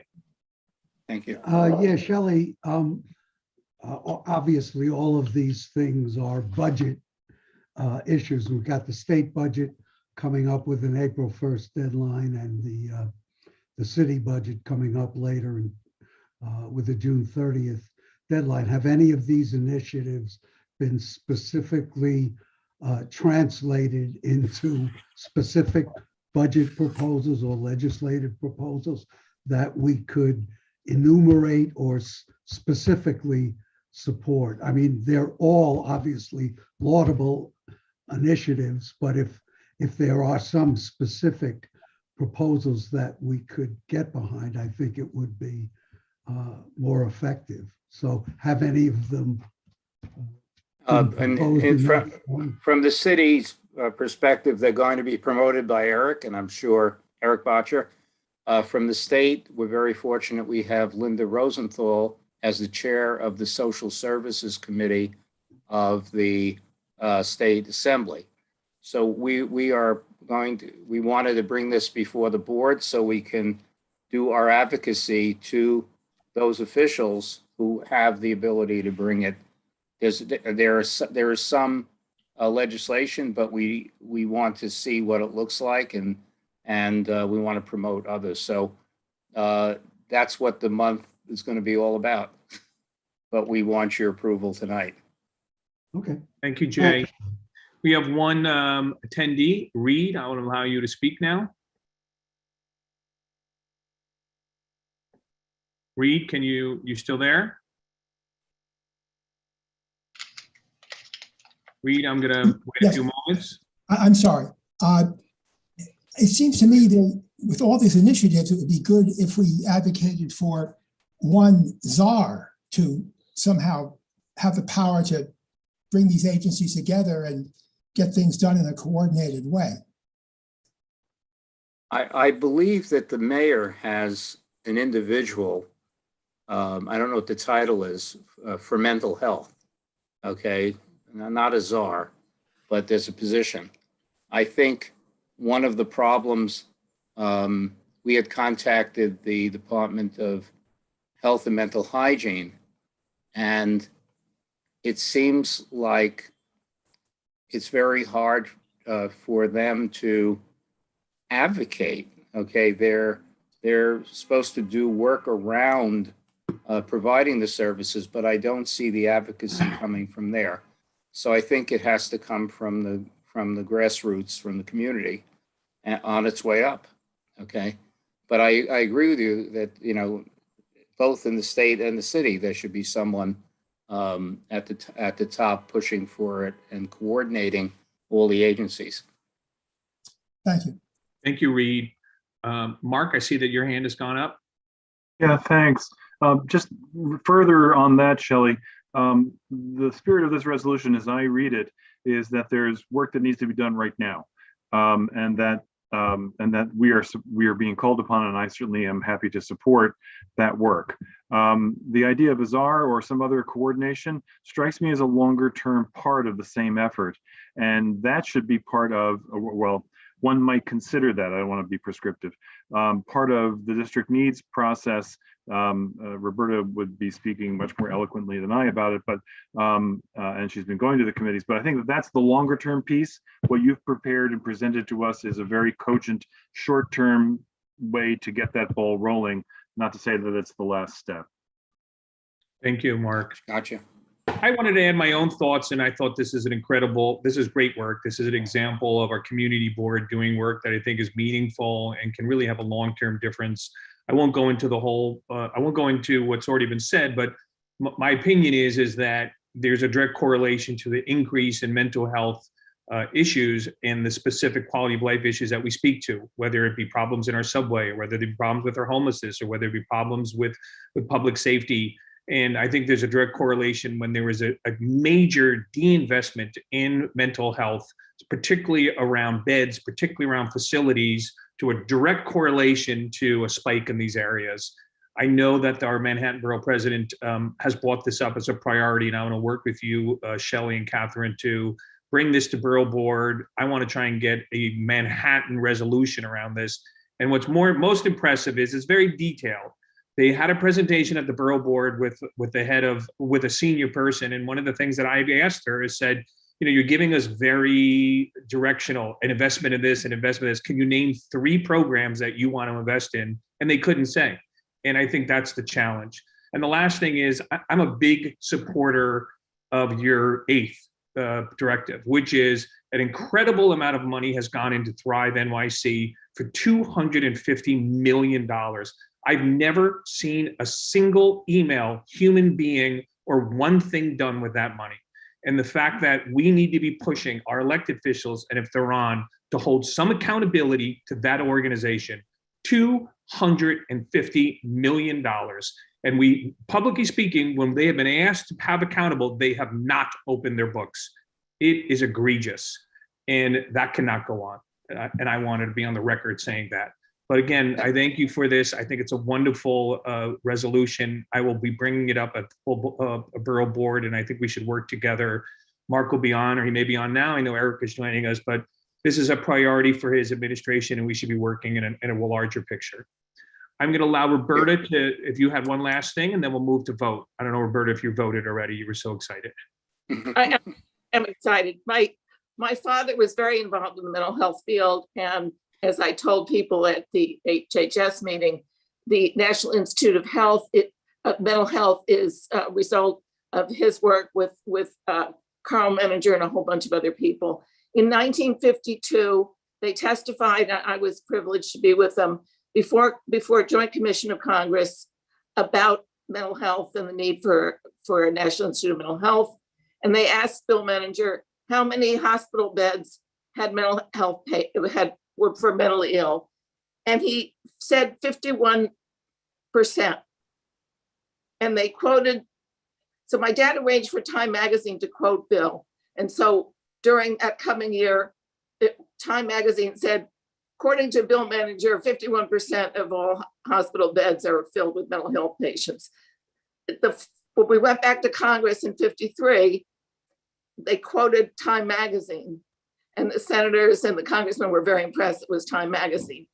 4 years later, after the National Institute of Mental Health was built, they did research and discovered 51% of hospital beds were for mentally ill patients. We have not rectified that in these gazillion years. And I think we defunded the hospitals, but we did not fund other services. So I think having this as an initiative is absolutely brilliant. And Eric Botcher was so brave to come and talk about how he had mental illness and how being in the hospital basically saved his life and turned his life around. So I hope everybody will vote unanimously for this resolution. Okay, and if I just may say, thank you, Roberta. I wanted to say, we're not going to stop having meetings dealing with mental health. It has to be out in public. People have to hear and understand. And one effort we're going to make with the pastor, Jay Payne, is he and I have attended mental health first aid training.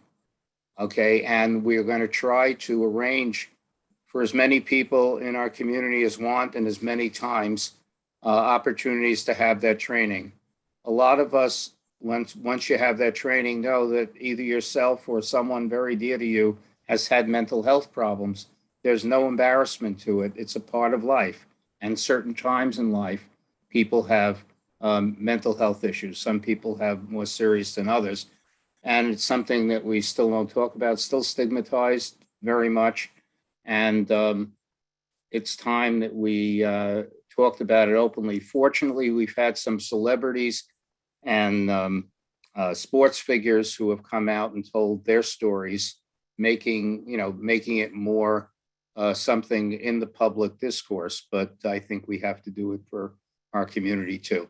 Thank you, Shelley. And I'm just going to reiterate, because I see that our Manhattan Borough President, Mark Levine, is here, and that is we are approving or going to be approving a mental health bill, but I think a mental health resolution, but I think it's incredible. It's an incredible resolution. It's very specific in programs. I'd love to share it with you guys. I will share it at the Manhattan, at the full board, but I think it's something that we really should strongly consider trying to get a Manhattan approval, and it could be shaped by other community boards as well. But I know that it's a priority for your administration, and I think it can be the beginning of something that I think is very powerful. And when you see it, it has very specific programs, and that's one of the things that I had mentioned in our last Manhattan Borough President office meeting. There was a speaker, but they were a little bit more directional. This is very specific. So I look forward to bringing this to you, and hopefully, we can have a conversation. So with that, let's vote on this, and then we're going to pause and go to some elected officials, and then we'll do our last item. So all of those who are going to support this HHS resolution, please raise their hand.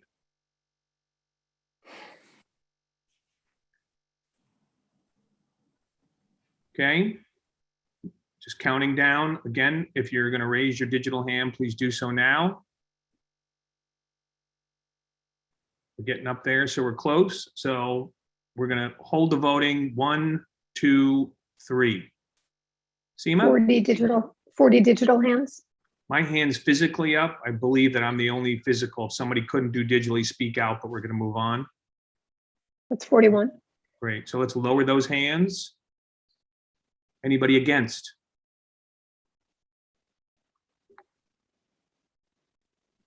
Let's look. I just want to make sure. Let's lower those hands again, Christian. And again, if you're against this resolution, now raise your hand. Okay. I think we got 0. Those of you abstaining, again, please don't raise your hands. We'll handle you. Anybody for abstaining?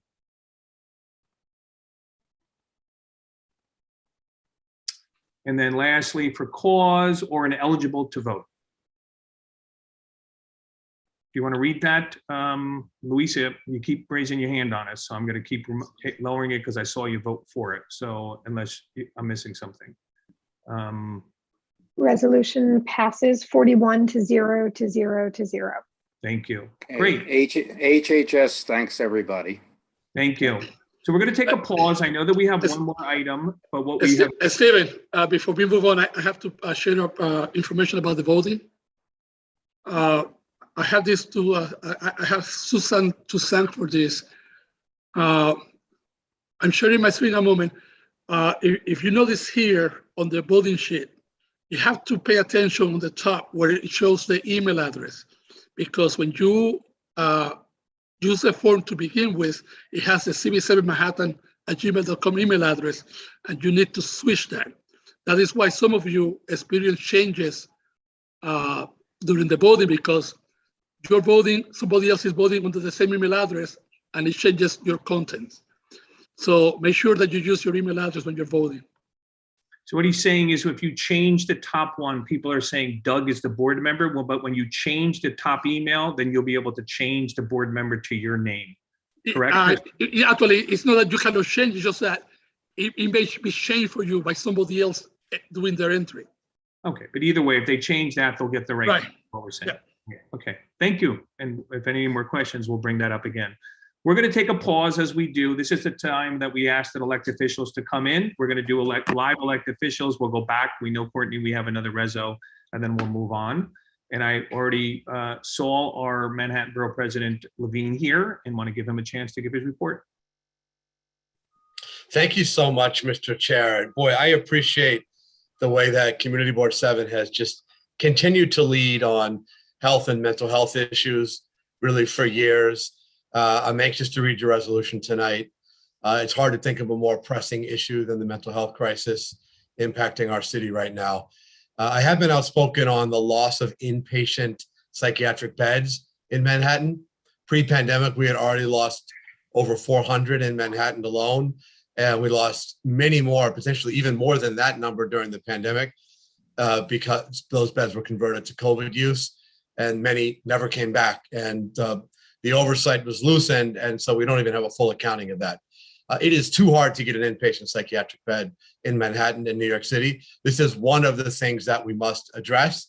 But we also need intermediate facilities so that going to an ER is not the only option for someone who's experiencing a mental health crisis. There are really good models right now for crisis intervention. One of the best is known as the living room model. Some of you may have heard of it. Perhaps you looked at it as part of your due diligence on this reso.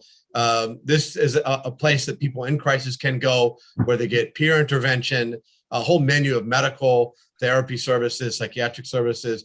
They tend to be much more successful than ERs. People can stay if they need to. We're open 24 hours. There are a grand total of 3 in New York City and only 1 in Manhattan, Fountain House.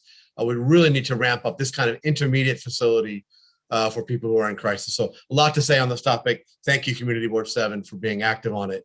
I know that while we're focused on issues closer to home, all of us are heartbroken by events in Ukraine and the absolutely reprehensible war on the people of Ukraine.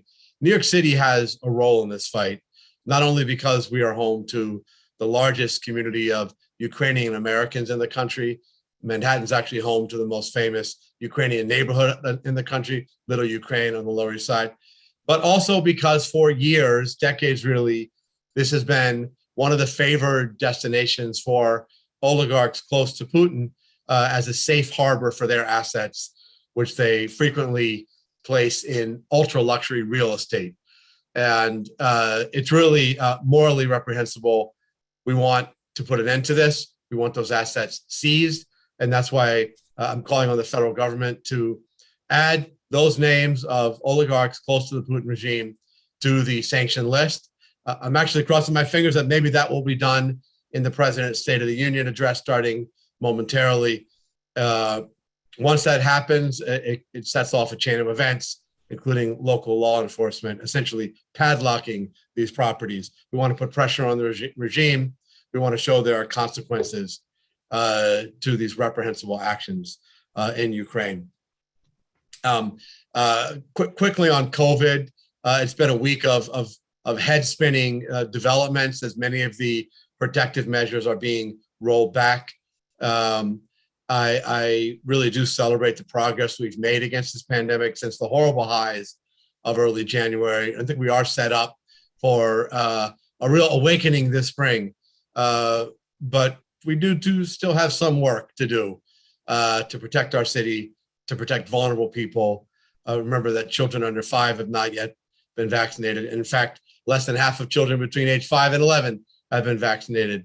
And so we still do want to take precautions at a moment where 800 to 900 people are testing positive daily in the city. I want to remind folks that mask mandates still do remain in place in a number of venues, including mass transit and airports. And many private venues have chosen to keep them in place, even though it's not mandated. Places like Broadway theaters, museums, I believe New York Public Library, many other settings. So please be mindful of the fact that we have more work to do to get beyond this pandemic, to protect ourselves and the vulnerable in this city.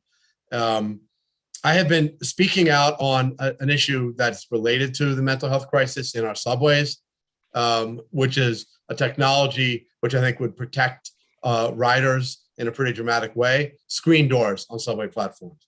This has been in place for decades in other parts of the world, all over Asia, Europe, South America, and even in our own JFK airport's AirTrain.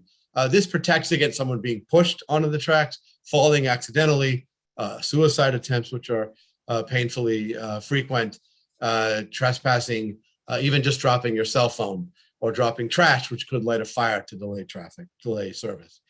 I am thrilled that after intense pressure for weeks by myself and all the council members here in Manhattan, including my wonderful predecessor and your current great council member, Gail Brewer, we have the MTA has now announced a pilot program for 3 stations where they are going to install these screen doors.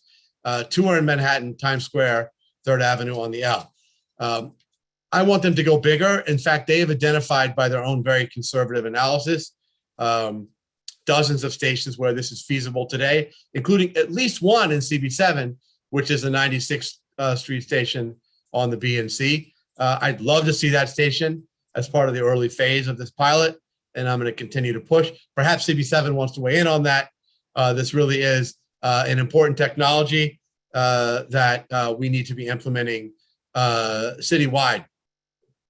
I launched with my 4 borough president colleagues, yes, all 5 of us, even Republican Vito Fossella in Staten Island, an initiative to call for 1 million more trees for New York City, in part for the climate benefit. Trees, of course, absorb CO2.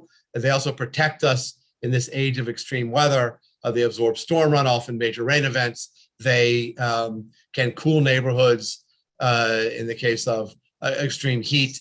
And there's also real inequality. Low-income neighborhoods and neighborhoods of color tend to have fewer street trees. So we want to start a new initiative to plant more trees, street trees, trees in parks and natural areas, on rooftops, on NYCHA campuses, on private property even. We have 5 borough presidents united on this, a huge coalition of activists. I would love CB7 engaged on this. I would love for you to start thinking about where we need more trees in this community board, whether there are empty tree pits on the street or places that need tree pits or more creative locations. I mentioned venues like NYCHA campuses. Would be great to have your input. We're in the early stages of this campaign, but we are pushing hard. It would be great to have your brain power in this. So finally, I'm going to congratulate Community Board 7 once again. You have far and away the most applications in the Community Board application process. You lead the field in the borough of Manhattan. I love that about you, and I'm grateful for the energy and spirit and civic spirit here in CB7. So congrats on that. I'm going to pause now. If I see hands are up, I don't know if they're for me, but if there's time, Mr. Chair, to take a question or two, I'm happy to. Let's take a question or two, and I'm going to have Madeline speak. Great. Hi, Mark. How are you? Good to see you, Madeline. Okay. I like how people want to give low-income areas or public housing areas trees. We need something more than that. Our lives are at stake in here. We need to have no mold. We need to have elevators that are working. We need so much more than trees. That's not going to help us. Money is going to be taken away from public housing, which we're in dire need of everything. So I want that to be a focus as well, instead of trees. I'm not against trees, but breathing, living, existing, we need help. So I think that's a bigger priority than trees in low-income areas. Quality of life we need, protection we need. We need the kids in our public schools to get a better education. That's what we need, and that's where I think the money should go. Well, Madeline, I always appreciate your perspective. You are absolutely right. Every one of the priorities you mentioned is extremely important to me. I've been active on all of them, will continue to be. I've been quite outspoken about the health risks faced in NYCHA, mold, lead in the paint, lack of heat and hot water, which has health implications, excessive heat in the summer without air conditioning, et cetera. I'm all in on those fights and raising my voice to bring in the resources to do that. I hear from many NYCHA residents that they feel that it's unfair that they're not benefiting from the emerging green infrastructure, whether it is cleaning the air, and of course, asthma rates are elevated in NYCHA communities, whether it's preventing flooding in major rain events, whether it's just beautifying the campus, providing community gardens, et cetera. So I think we need an all of the above approach. Can I interrupt you? I don't know what development you spoke about, but I get complaints every day. I haven't heard one thing about a tree. So it depends on where you ask. Okay, well, we'll talk to your neighbors in Douglas, and maybe that's not a community that needs more trees. There are many NYCHA campuses that are barren, but this is about the whole city, and let's work together to address the big issues in NYCHA while also beautifying, greening, making our city more climate resilient. This brings together so much. It's equity and more. So I see we have a couple other hands. I don't know, Mr. Chair, if there's time. I know Elizabeth Caputo had her hand up early. I hope we can at least get her in because she was. I just wanted to know how we can follow up with your office. Is it through Trisha now or on a lot of the issues you mentioned tonight? We don't have a chat function anymore, so okay. I just want to make sure we can all follow right. up with your Great. team. So Eric Cuello, who I think many of you know from my days in the council, is here on the Zoom, and he can be reached at his just first initial E, and then Cuello, Cuello, and all of us, the email address is just at manhattanbp.nyc.gov. Would love to hear from you, Elizabeth, and all of your fellow board members. Thank you.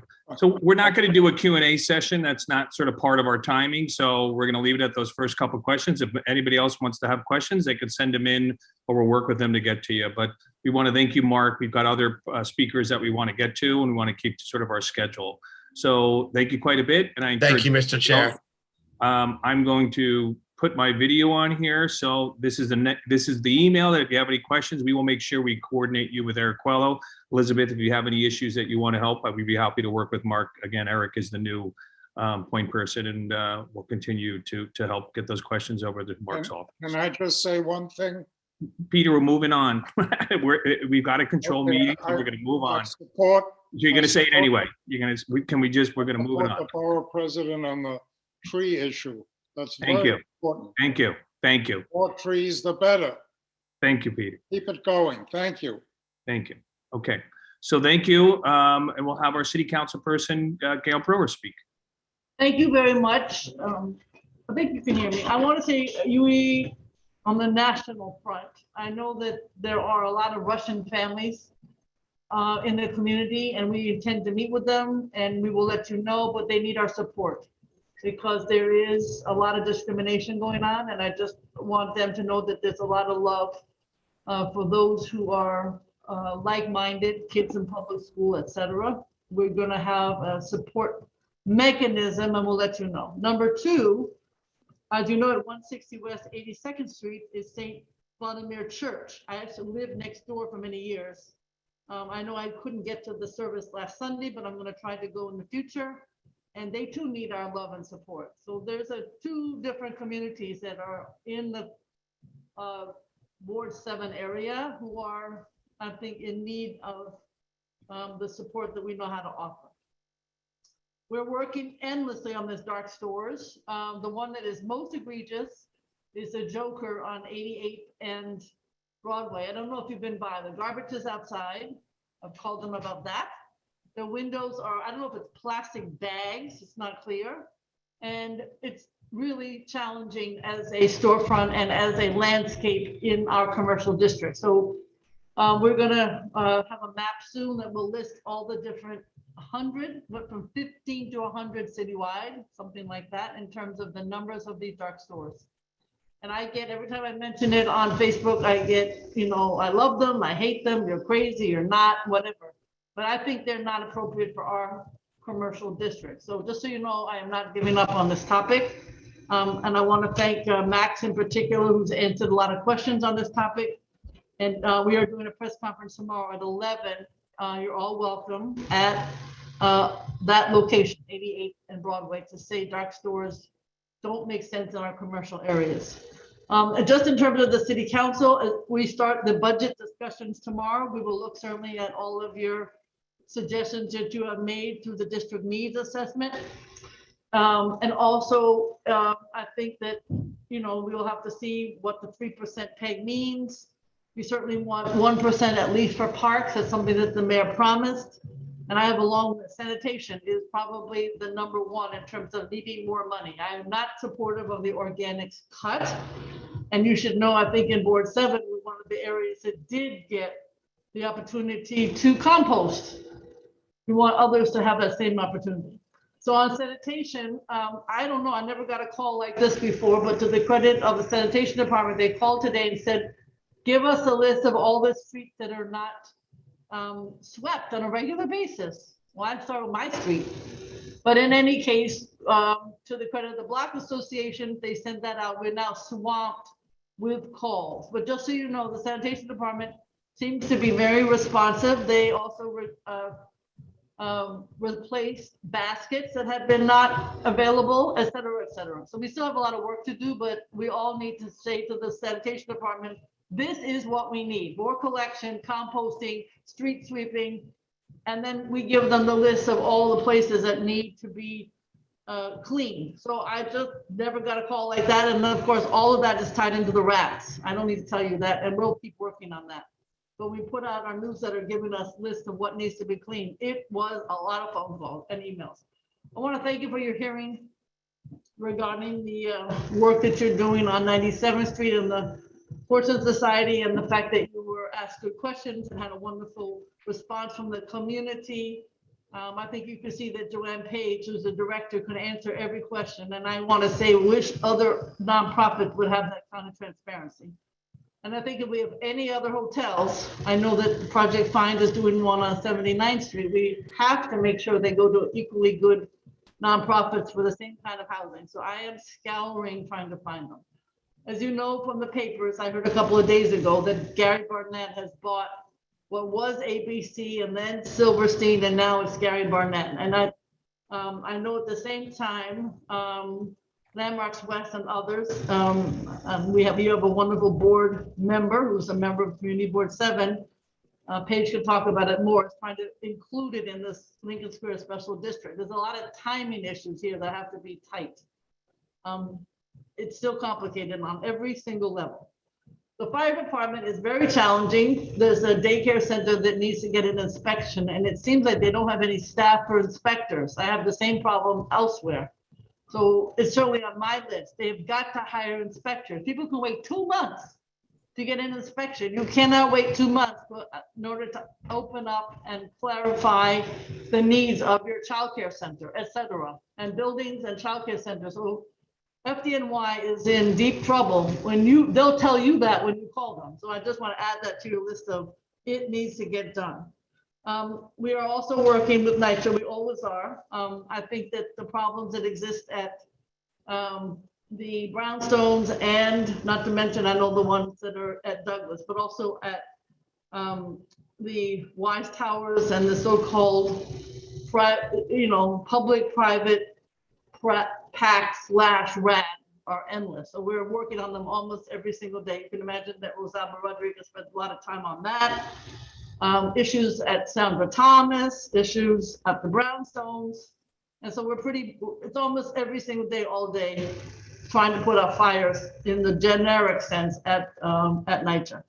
And I just want to say thank you to Max, because he's been working with us on the 71st Street and Broadway on some of the corner issues of the sanitation pickup issues, noise issues at 175 West 87th Street. And I just want to say it's a great partnership to continue to work on issues with him. That's a quick version. The restaurant issue is ongoing. Obviously, there was a text amendment, but the real issue of what should the restaurants look like. I think that the committee, which I'm on, is going to be looking at what the community board suggests, what the restaurant suggests, and try to figure out how we could best move in that direction. Thank you very much. Thank you, Gail. And I know that Max is going to be at the press conference, so we spoke about it, and we're happy. We're very proud of the work he's been doing as well. I also want to mention the dark store issue of the fast delivery in 15 minutes. I agree that it's too dangerous, and I think that encouraging that type of speed is something that's not going to be a positive thing, and Absolutely. I feel that as well. Absolutely. Thank you, Gail. Okay, I'm going to have Brad. I think Brad, I got to look around, but I see you, Brad Hoylman. You're here. I'm here. Thank you. Best dressed man on the Zoom as always. There you go. Thanks, Stephen. I haven't done anything, so I have nothing to report. Just kidding. Almost refreshing, actually. But I just wanted to mention a couple of things. I know you're pressed for time, and thank you for all your work tonight. I've introduced a couple of bills apropos of some of the conversation tonight in Albany. You know, in our Senate district, the 27th, which will now be the 30th, we have Little Ukraine, which is that historic neighborhood in the East Village that I visited the day after the Russians attacked and met at some folks at a local community center. It was very moving. But I've introduced legislation, which I have carried for a number of years. So it can't be said to be targeted to Russian oligarchs, but it does serve a dual purpose. LLCs, limited liability companies, are very murky. Their ownership is virtually unknown. In order to open one, Stephen, you need less information than if you want to get a library card, believe it or not. So today I've introduced S8439 that would require LLCs to disclose the names and addresses of their beneficial owners to the New York State Department of State. And the truth is, this legislation can be used to assist the state to uncover assets of international purchasers of New York City real estate. That's what I was thinking when I first drafted it several years ago. But I was also thinking about the tenants, so many of our constituents who send on a monthly basis checks to LLCs and they don't know who the hell is behind them. And this would allow LLCs to be aggregated on a database, which currently does not exist. So you could see how LLCs are interconnected. It would also help law enforcement track down international financial criminals, force individuals who are not paying their taxes to do so, and ensure business operators in our state, including landlords, are held accountable for any misdeeds. So hopefully we can get some traction on that legislation this second. And secondly, I wanted to mention another bill that I've introduced, a very common sense bill, also apropos of some of the conversation tonight, S8422, which would direct New York State to apply for a Medicaid waiver so New York can start reimbursing long-term stays in larger residential mental health institutions. I don't know if folks saw that New York Times story of a couple of weeks ago about Michelle Go and the individual who pushed her to her death, but he was in and out of hospitals for the large part of his life, in part because Medicaid is not reimbursing those hospitals. And that's why we have this severe shortage of inpatient mental health care options. So the lack of reimbursement by Medicaid has made larger institutions shy away from providing an incentive to provide these services. Believe it or not, this was done in the 70s, probably by a smaller residential mental health institution consortium, because the number is capped at 15. You can get Medicaid reimbursement for 15 beds, not for more than 15 beds. And there is a federal waiver available. A number of states have applied for it, but New York hasn't. And this legislation would pave the way for that happening. So we need to get folks into treatment. And my final thing I'll mention, speaking of treatment and beds and supportive care, I recently did a walking tour with Breaking Ground in Times Square. And we have an initiative that my office and other colleagues have launched around the redevelopment of the Penn Station neighborhood, which Governor Hochul has said she wants to carry forward. It was set forth by her predecessor, even though I voted against it every step of the way, because it uses what's called a GPP, a general project plan, rather than a ULURP, which would involve, of course, community boards and local elected officials. The state's going to decide. As part of that, though, I want to make sure that the state considers supportive housing for unhoused New Yorkers, social services for folks dealing with mental illness and the like in that neighborhood, which has reached crisis proportions. Anyone who's walked near Penn Station would acknowledge. So we hope to push that forward. We have a meeting with social service providers NESD, that's the State Economic Development Arm. But looking forward to more work on that. And then finally, I'll say this, we're in the process of negotiating what's called our Senate One House bill. Tevin Williams, who's on the Zoom, can tell you more about it if you have questions, but that's about, Stephen, our $216 billion state budget, the largest we've ever had. Here's the good news. We have a $1.6 billion budget surplus, thanks to all the federal money that has come New York's way since the COVID pandemic began. And we have to figure out ways to make sure that small businesses, that our arts programs, that our social services, and including NYCHA, of course, and other housing efforts get a piece of that. So I'll be working on that until early April. Nice to see everyone. Thank you so much. Thank you, Brad, as always, in working. And it looks like you'll be taking more of our district as things move forward, as I saw. That's right. The new district, District 30, it's called, now runs from Canal Street to 81st, the Museum of Natural History. It used to stop at 72nd, and it includes Central Park. So it's a pretty beautiful district, I gotta say. You're a real West Sider now. I think you've moved to a whole West Sider. I lost, they cut off my east side. I lost 40, we welcome you. We welcome you with you. warm arms all the way to the west. I lost 40,000 East Siders. Well, but we got the but west. I picked up, but I picked up the west side. We're proud of being West Side, so we'll help you. Me too. Right. I'm a West Sider, so I'm with you. Thank you. Okay, so I don't think I see any other officials. So generally, what we do is we're going to go back to our business session, then we'll come back into the community session. For those of you who are representatives of elected officials, that's where we'll have you speak. We generally carve out some time for the elected officials directly. They go first. So we're going to go back to our business session. We have one more reso, and then we'll come back into that. So I'm going to now hand it back to Courtney for her YEL resolution.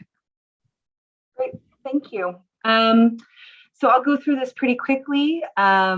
We had a really great meeting this month. There was a tremendous report out from Advocates for Children of New York, talking about the latest data, and this is actually the first ever data released on access of kids with special needs and learning disabilities and learning differences to public education.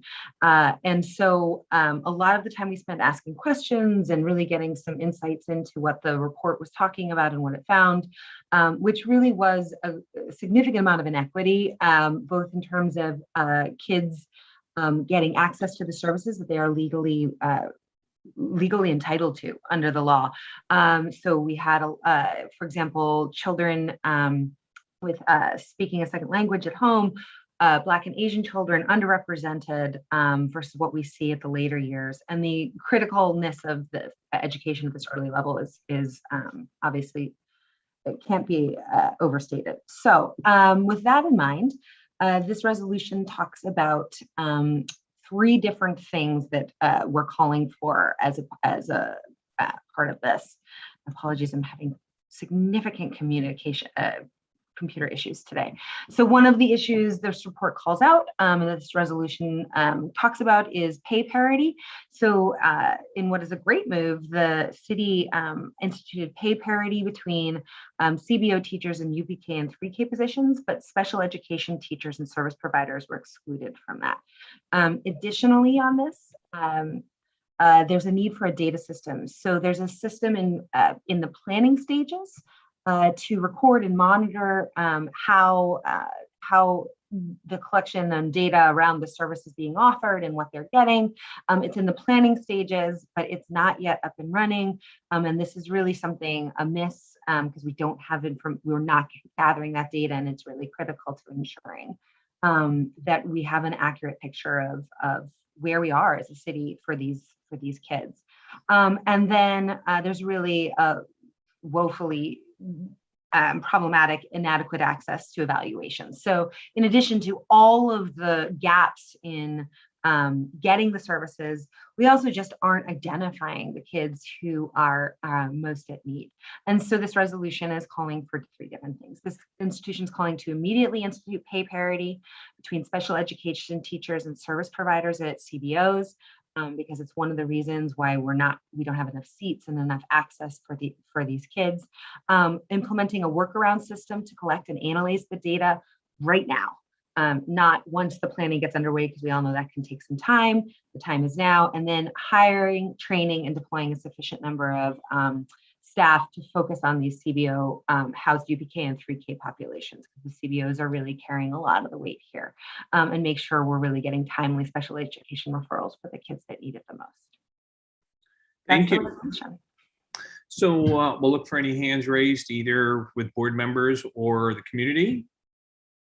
I will take this as the general support and the thorough detail that you gave, Courtney, that we don't have any questions, and we're going to call the vote. So all of those supporting the YEL resolution, please raise your digital hands now.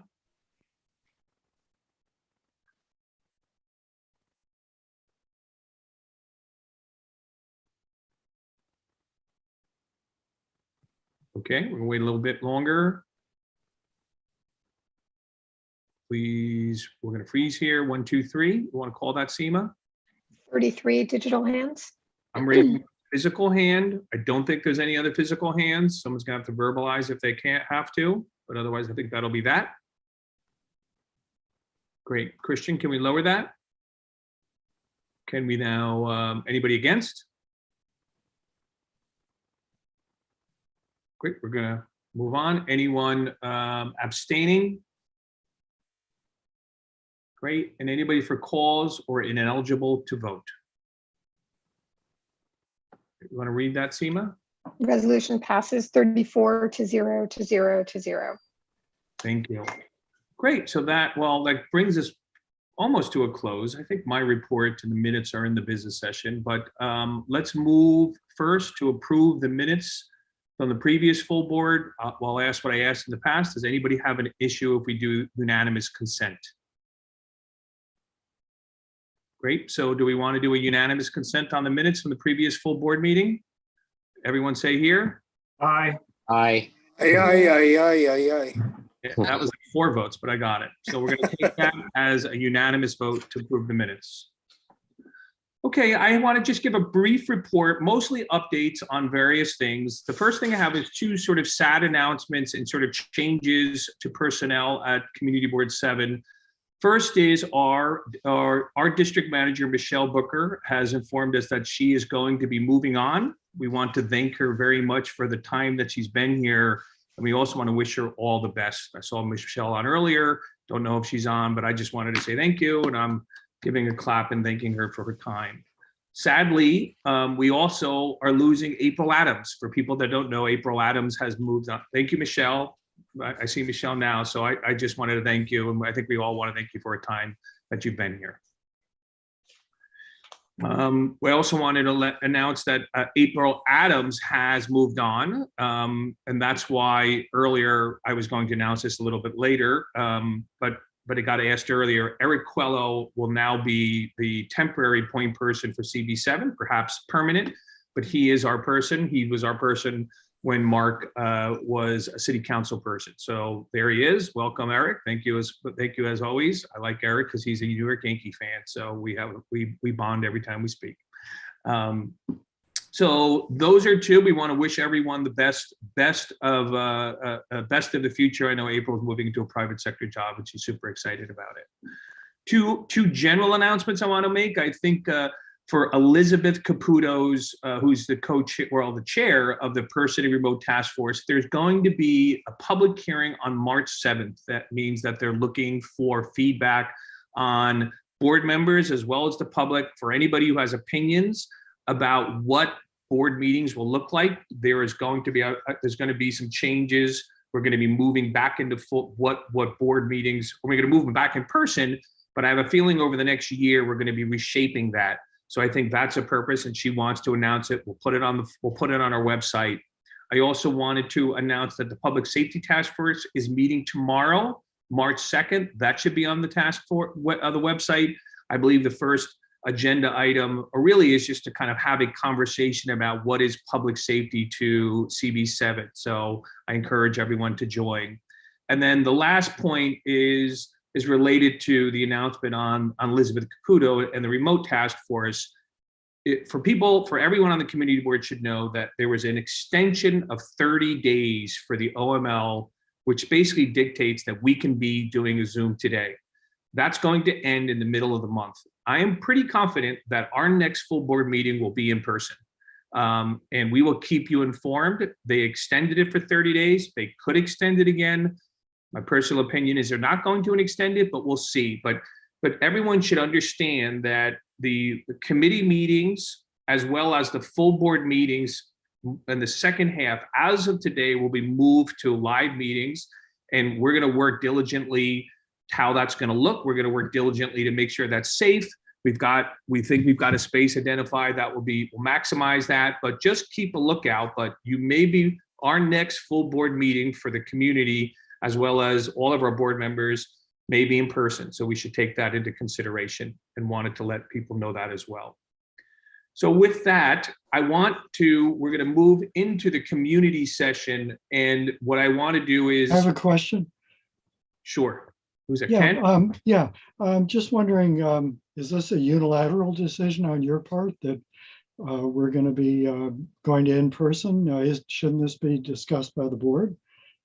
This is not a decision by me at all. I'm telling you what the law is, and that there is an open meetings law. That law has allowed us legally to meet, and that law will expire. So legally, we will be obligated to meet in person. What that looks like is the whole purpose of Elizabeth Caputo's in-person remote task force. So maybe we should be advocating for the extension of that open meeting. Well, that's, again, I would encourage— We're doing the meeting on March That's what the task 7th. force is for, is to have that conversation. I'm simply giving a factual update on the law, and the law is the law, and that's all I'm saying. So I would encourage you to reach out to Elizabeth. I would encourage you to work with her, and whatever that we as a community want to say in this space, that was the reason we created the in-person remote task force, and that is why they meet. So, and I don't know if you're on the task force, and if not, and you feel passionate about it, you should join it. And I'm sure Elizabeth will be okay with that.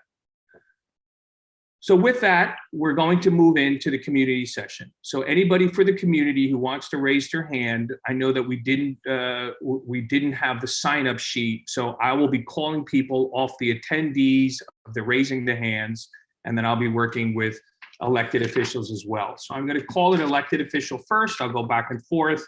Mark, as always, and Christian and Max, as you help me. If I miss anybody, let me know. But I'm going to start. I think I saw Grant Dennis here. Grant, are you here? Yes, I'm here. Great. So you can start out. Yes, hello, everyone. I am representing Senator Robert Jackson. He is the state senator, the 31st district. And so there are two bills that he is working on. The first one is Class Size Matters Act. And that is the focus on reducing the size of classrooms for children so they have more one-on-one attention with their teachers. The bill number, if you want to know, is S6296. The second bill that he's focusing on is the Mental Health in Schools Act, and that is the funding of mental health professionals in public schools and to answer calls of devastating impact of any overcrowding in schools as well.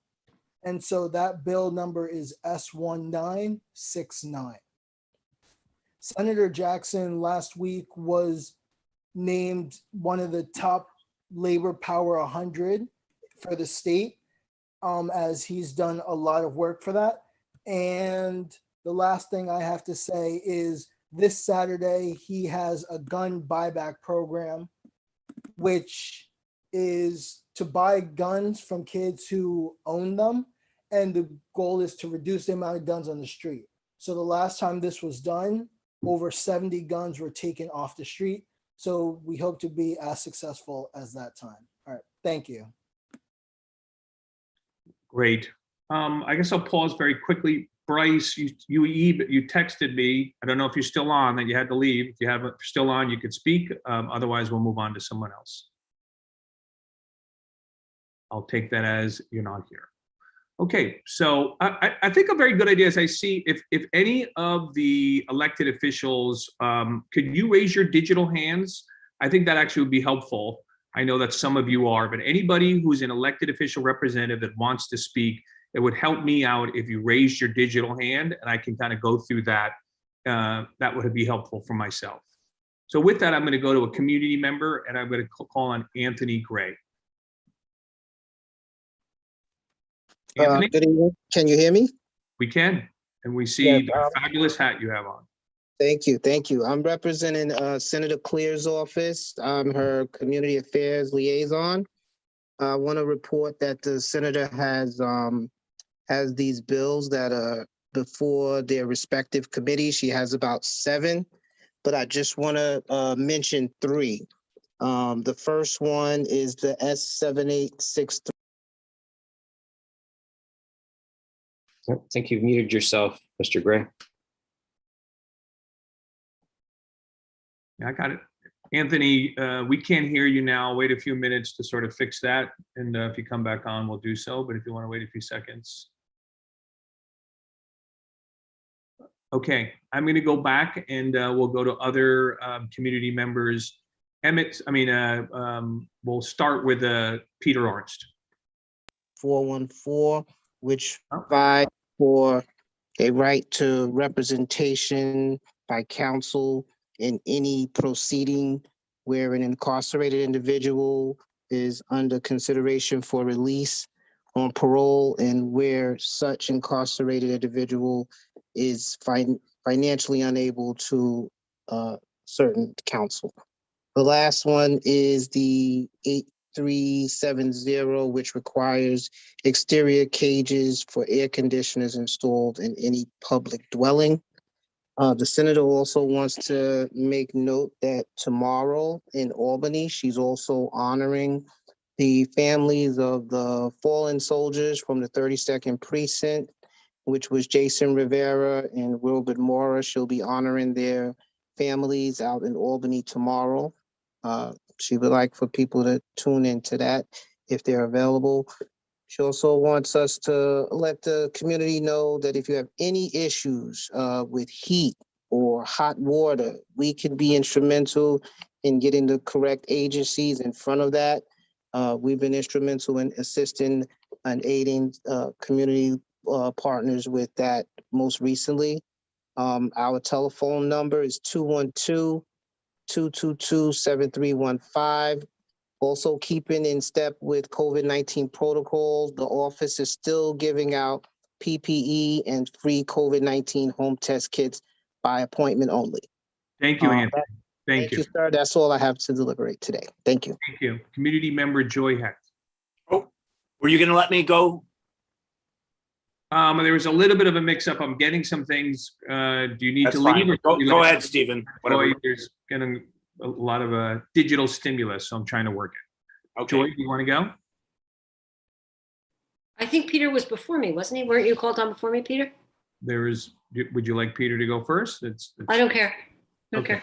Okay, so my question was actually about the issue of going back to real live meetings. And I mean, I gather you have no choice. I'm afraid you'll lose a lot of community membership because it's a whole lot easier for us if we don't have to go. But I was wondering if there's an opportunity for community members to work with, I think it was Elizabeth Capito, who is figuring out how to handle that, because I think there might be community interest in working out a way that can be both virtual and live. Yes, I had announced, and I'll do it again. I'll repeat it perhaps. On March 7th, Elizabeth is going to be doing a hearing in which she wants the community to come out, and you can give your thoughts. And is that going to be on Zoom? It's going to be a Zoom meeting, yes, on March 7th. So will we get notified about it if we're on, and how will we get the Zoom link and stuff? It's on the website, and if you look right now, if you look what I've done to my picture, that is the email, and you can email that email, and Max will follow up with you with Oh, direct. we'll email you. Okay, thank you. but it will be on the website. There's an agenda with the task force and there'll be a dial in. And that's your opportunity to speak about that issue. I think that's why we're doing that. Thank you. Thank you. Okay, we're going to go to a representative, and I'm going to have Eric Overton. All right. Hey, everyone. Erica from Assemblymember Linda B. Rosenthal's office. So I mentioned last month that the assembly member she wrote to Commissioner Grayson asking to go on a walkthrough of the district. We had done this prior to the pandemic and solicited comments from everybody asking for hotspots and so where we could go. Commissioner Grayson responded. They are very excited. They wanted the support, especially since the administration is thinking of, or not thinking, plans to cut many city agency budgets, including DSNYs. And so we'll be touring the district on March 16th with Commissioner Grayson. We already have many locations that we have from constituents before, but we are soliciting more. And the assembly members sent out another survey today. So send any spots to us and we will drag the commissioner there. And then second, we are receiving a lot more complaints about the traffic situation on Freedom Place. And so you guys know Freedom Place is privately owned. It's owned by Silverstein. And after recent conversations with DOT, they explained that they still can't take back the street to implement anything because it's still a privately owned, and it's privately owned because they haven't gotten their permanent certificate of occupancy. So the assembly member is writing to DOB, DOT, and Silverstein to hopefully get this permanent C of O. It was in her newsletter about this issue as well, not getting permanent C of Os. People just keep renewing their temporary C of Os. Forever. And so so we're hoping to get this done so we can actually start working on the traffic issues there. Third, while this isn't directly in CB7's area, it's an intersection I am sure many of you have traversed at some time or another, but 42nd and 12th Avenue, right before the Lincoln Tunnel.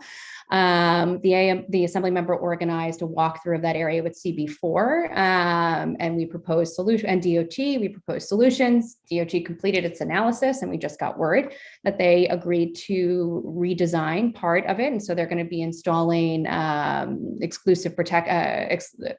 I just lost all my words. I'm sorry.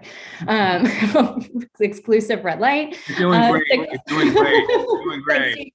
And then a flashing amber right turn. And they're retiming all of the signals there. So we'll see how that works. And hopefully that will help alleviate some of the congestion there. And then legislation wise, the assembly member had rehashed this. She had fought for DSNY to include CB7 in the organics pilot program after DSNY said there was no interest on the west side. We prevailed, but she was just dismayed to learn that the program would be cut again, most likely. So she's introducing legislation that would require a composting site every 5,000 residents.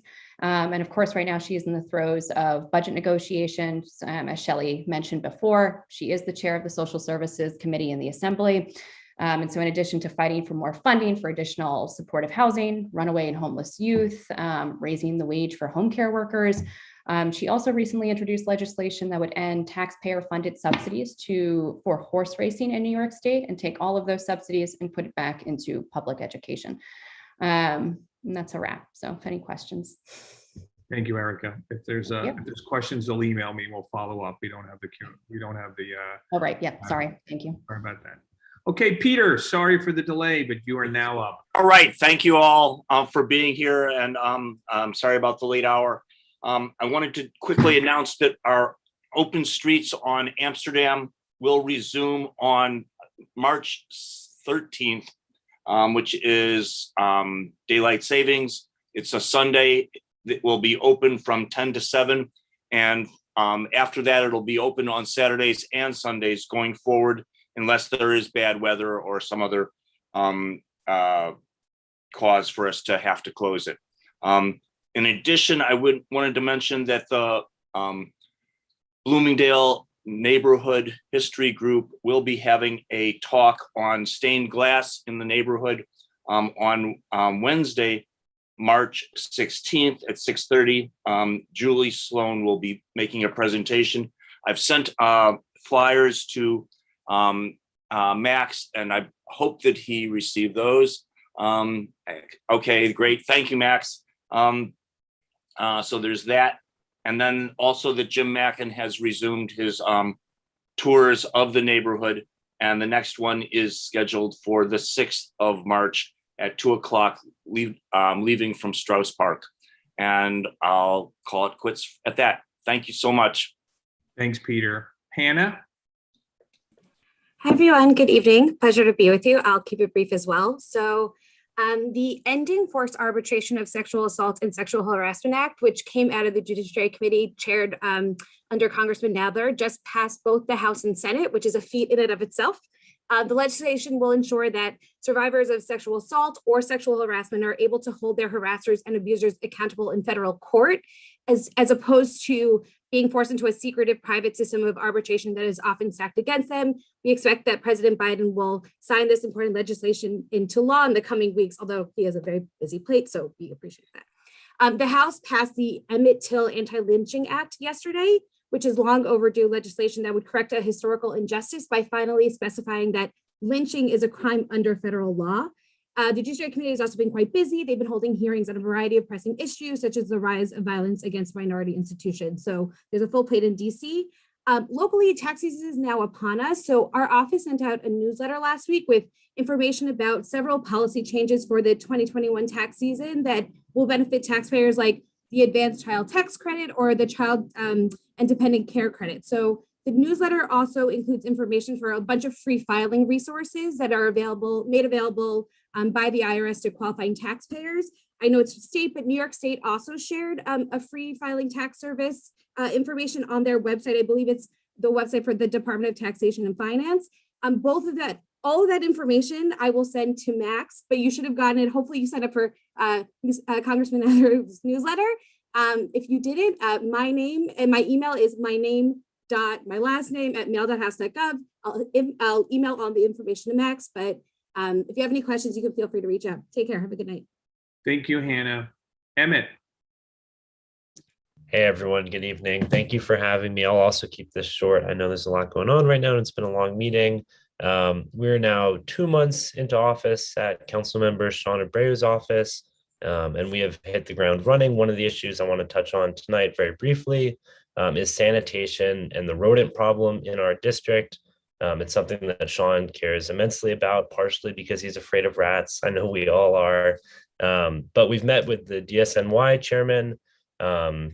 We've also spoken a lot with the public about it. The other day, Sean was on Brian Lear to talk about the sanitation issue in the district and a couple approaches we can take to fix it.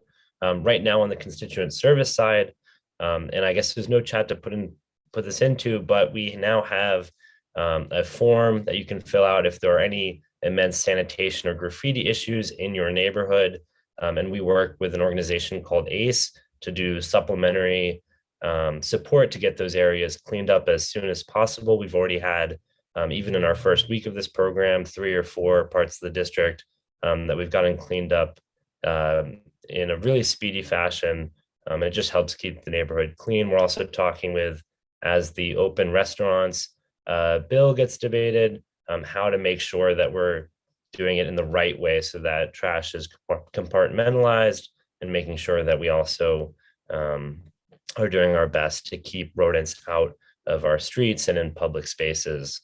On the flip side, and I know this has been talked about a bunch today already, we're talking a lot in our district office and on the legislative side about how to keep our subway system safe and how to give mental health support to the New Yorkers that need it.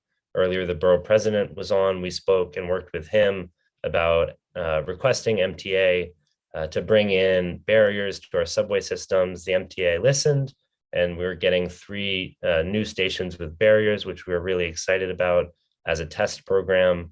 We're hopeful that this will make it, one, more safe to be in the subway. I know for me personally, I try and stand in the middle of the station these days. I'm just very nervous about it, but also help speed up the subway because the track fires that occur when trash is thrown into the tracks will hopefully decrease with barriers. So we're doing that. We're also talking about increased resources for mental health services, psychiatric beds, units that are trained to work with people that are having mental health crises in an informed way. And so we're doing all this and working with our partners at different levels. Sean was just appointed to be the chair of the council's state and federal legislation committee. So we're making sure to work across different levels of government to really make sure that we can deliver for New York City. Thanks, everyone. Thank you. Well, Gabriel, you are last. I think you're new, so I know you're new from the emails. And what you should know, if you go last today, I will do my best to make you go first next week. So there is somewhat a reward. So thank you for your patience and closing up the meeting for us. Oh my goodness, what an honor. Good evening, everybody. I am new to representing Assemblymember O'Donnell to this office. I'm actually Danny's chief of staff. I've been with the office for a number of years. Your previous rep from our office, Dana, we were sorry to lose her, but she has just moved to DC to work for the US Armed Forces press team. So we are very appreciative of her work there. And I'm happy to join you. And I live in the neighborhood as well. Couple logistics. Most urgently on Thursday, we will be having a RAT Academy. I'm sure many of you are familiar. And as you know, Danny has sent a number of letters both to the previous mayoral administration and to our new mayor, imploring urgent action. And as part of that ongoing work, wanted to host another one of these RAT academies, which has been really useful for so many community members to help their buildings do some preventative work to avoid the RAT buildup. So that will be from 5 to 7 this Thursday, and you can RSVP on Danny's Facebook, or you can email us and we'll get you the link. Couple other actions that we've been doing recently. Assemblymember O'Donnell joined with a lot of advocates and elected officials around the city to write a letter to Mayor Adams asking him to reconsider several homophobic appointments to his administration recently.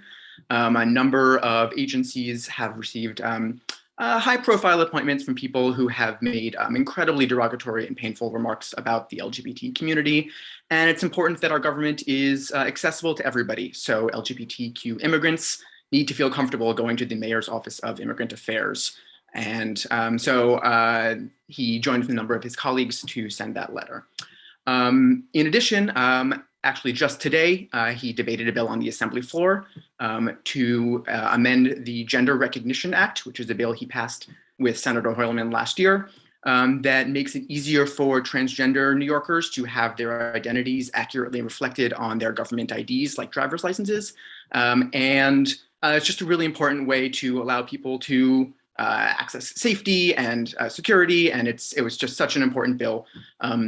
If you've been following the national news, there are a number of other states around the nation that are just doing awful, awful things, especially to trans youth.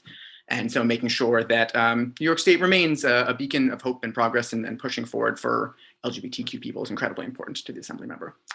I could give you some updates on budget negotiations. Danny is the chair of the Arts Committee. I could talk to you about ongoing work on unemployment and fighting against Con Ed rate increases. But it's late, and I'm sure you all have worked very hard. So thank you all. Please feel free to reach out to me or the Assembly member at o'donnellD@nyassembly.gov, and we'll be happy to work together going forward. Thanks, everybody. Have a good night. Thank you. So with that, I believe that carries all business, and I am going to be looking to adjourn the meeting. You all in agreement? Without objection. Thank you. So thank you for a great meeting, and we'll see everyone in the coming months.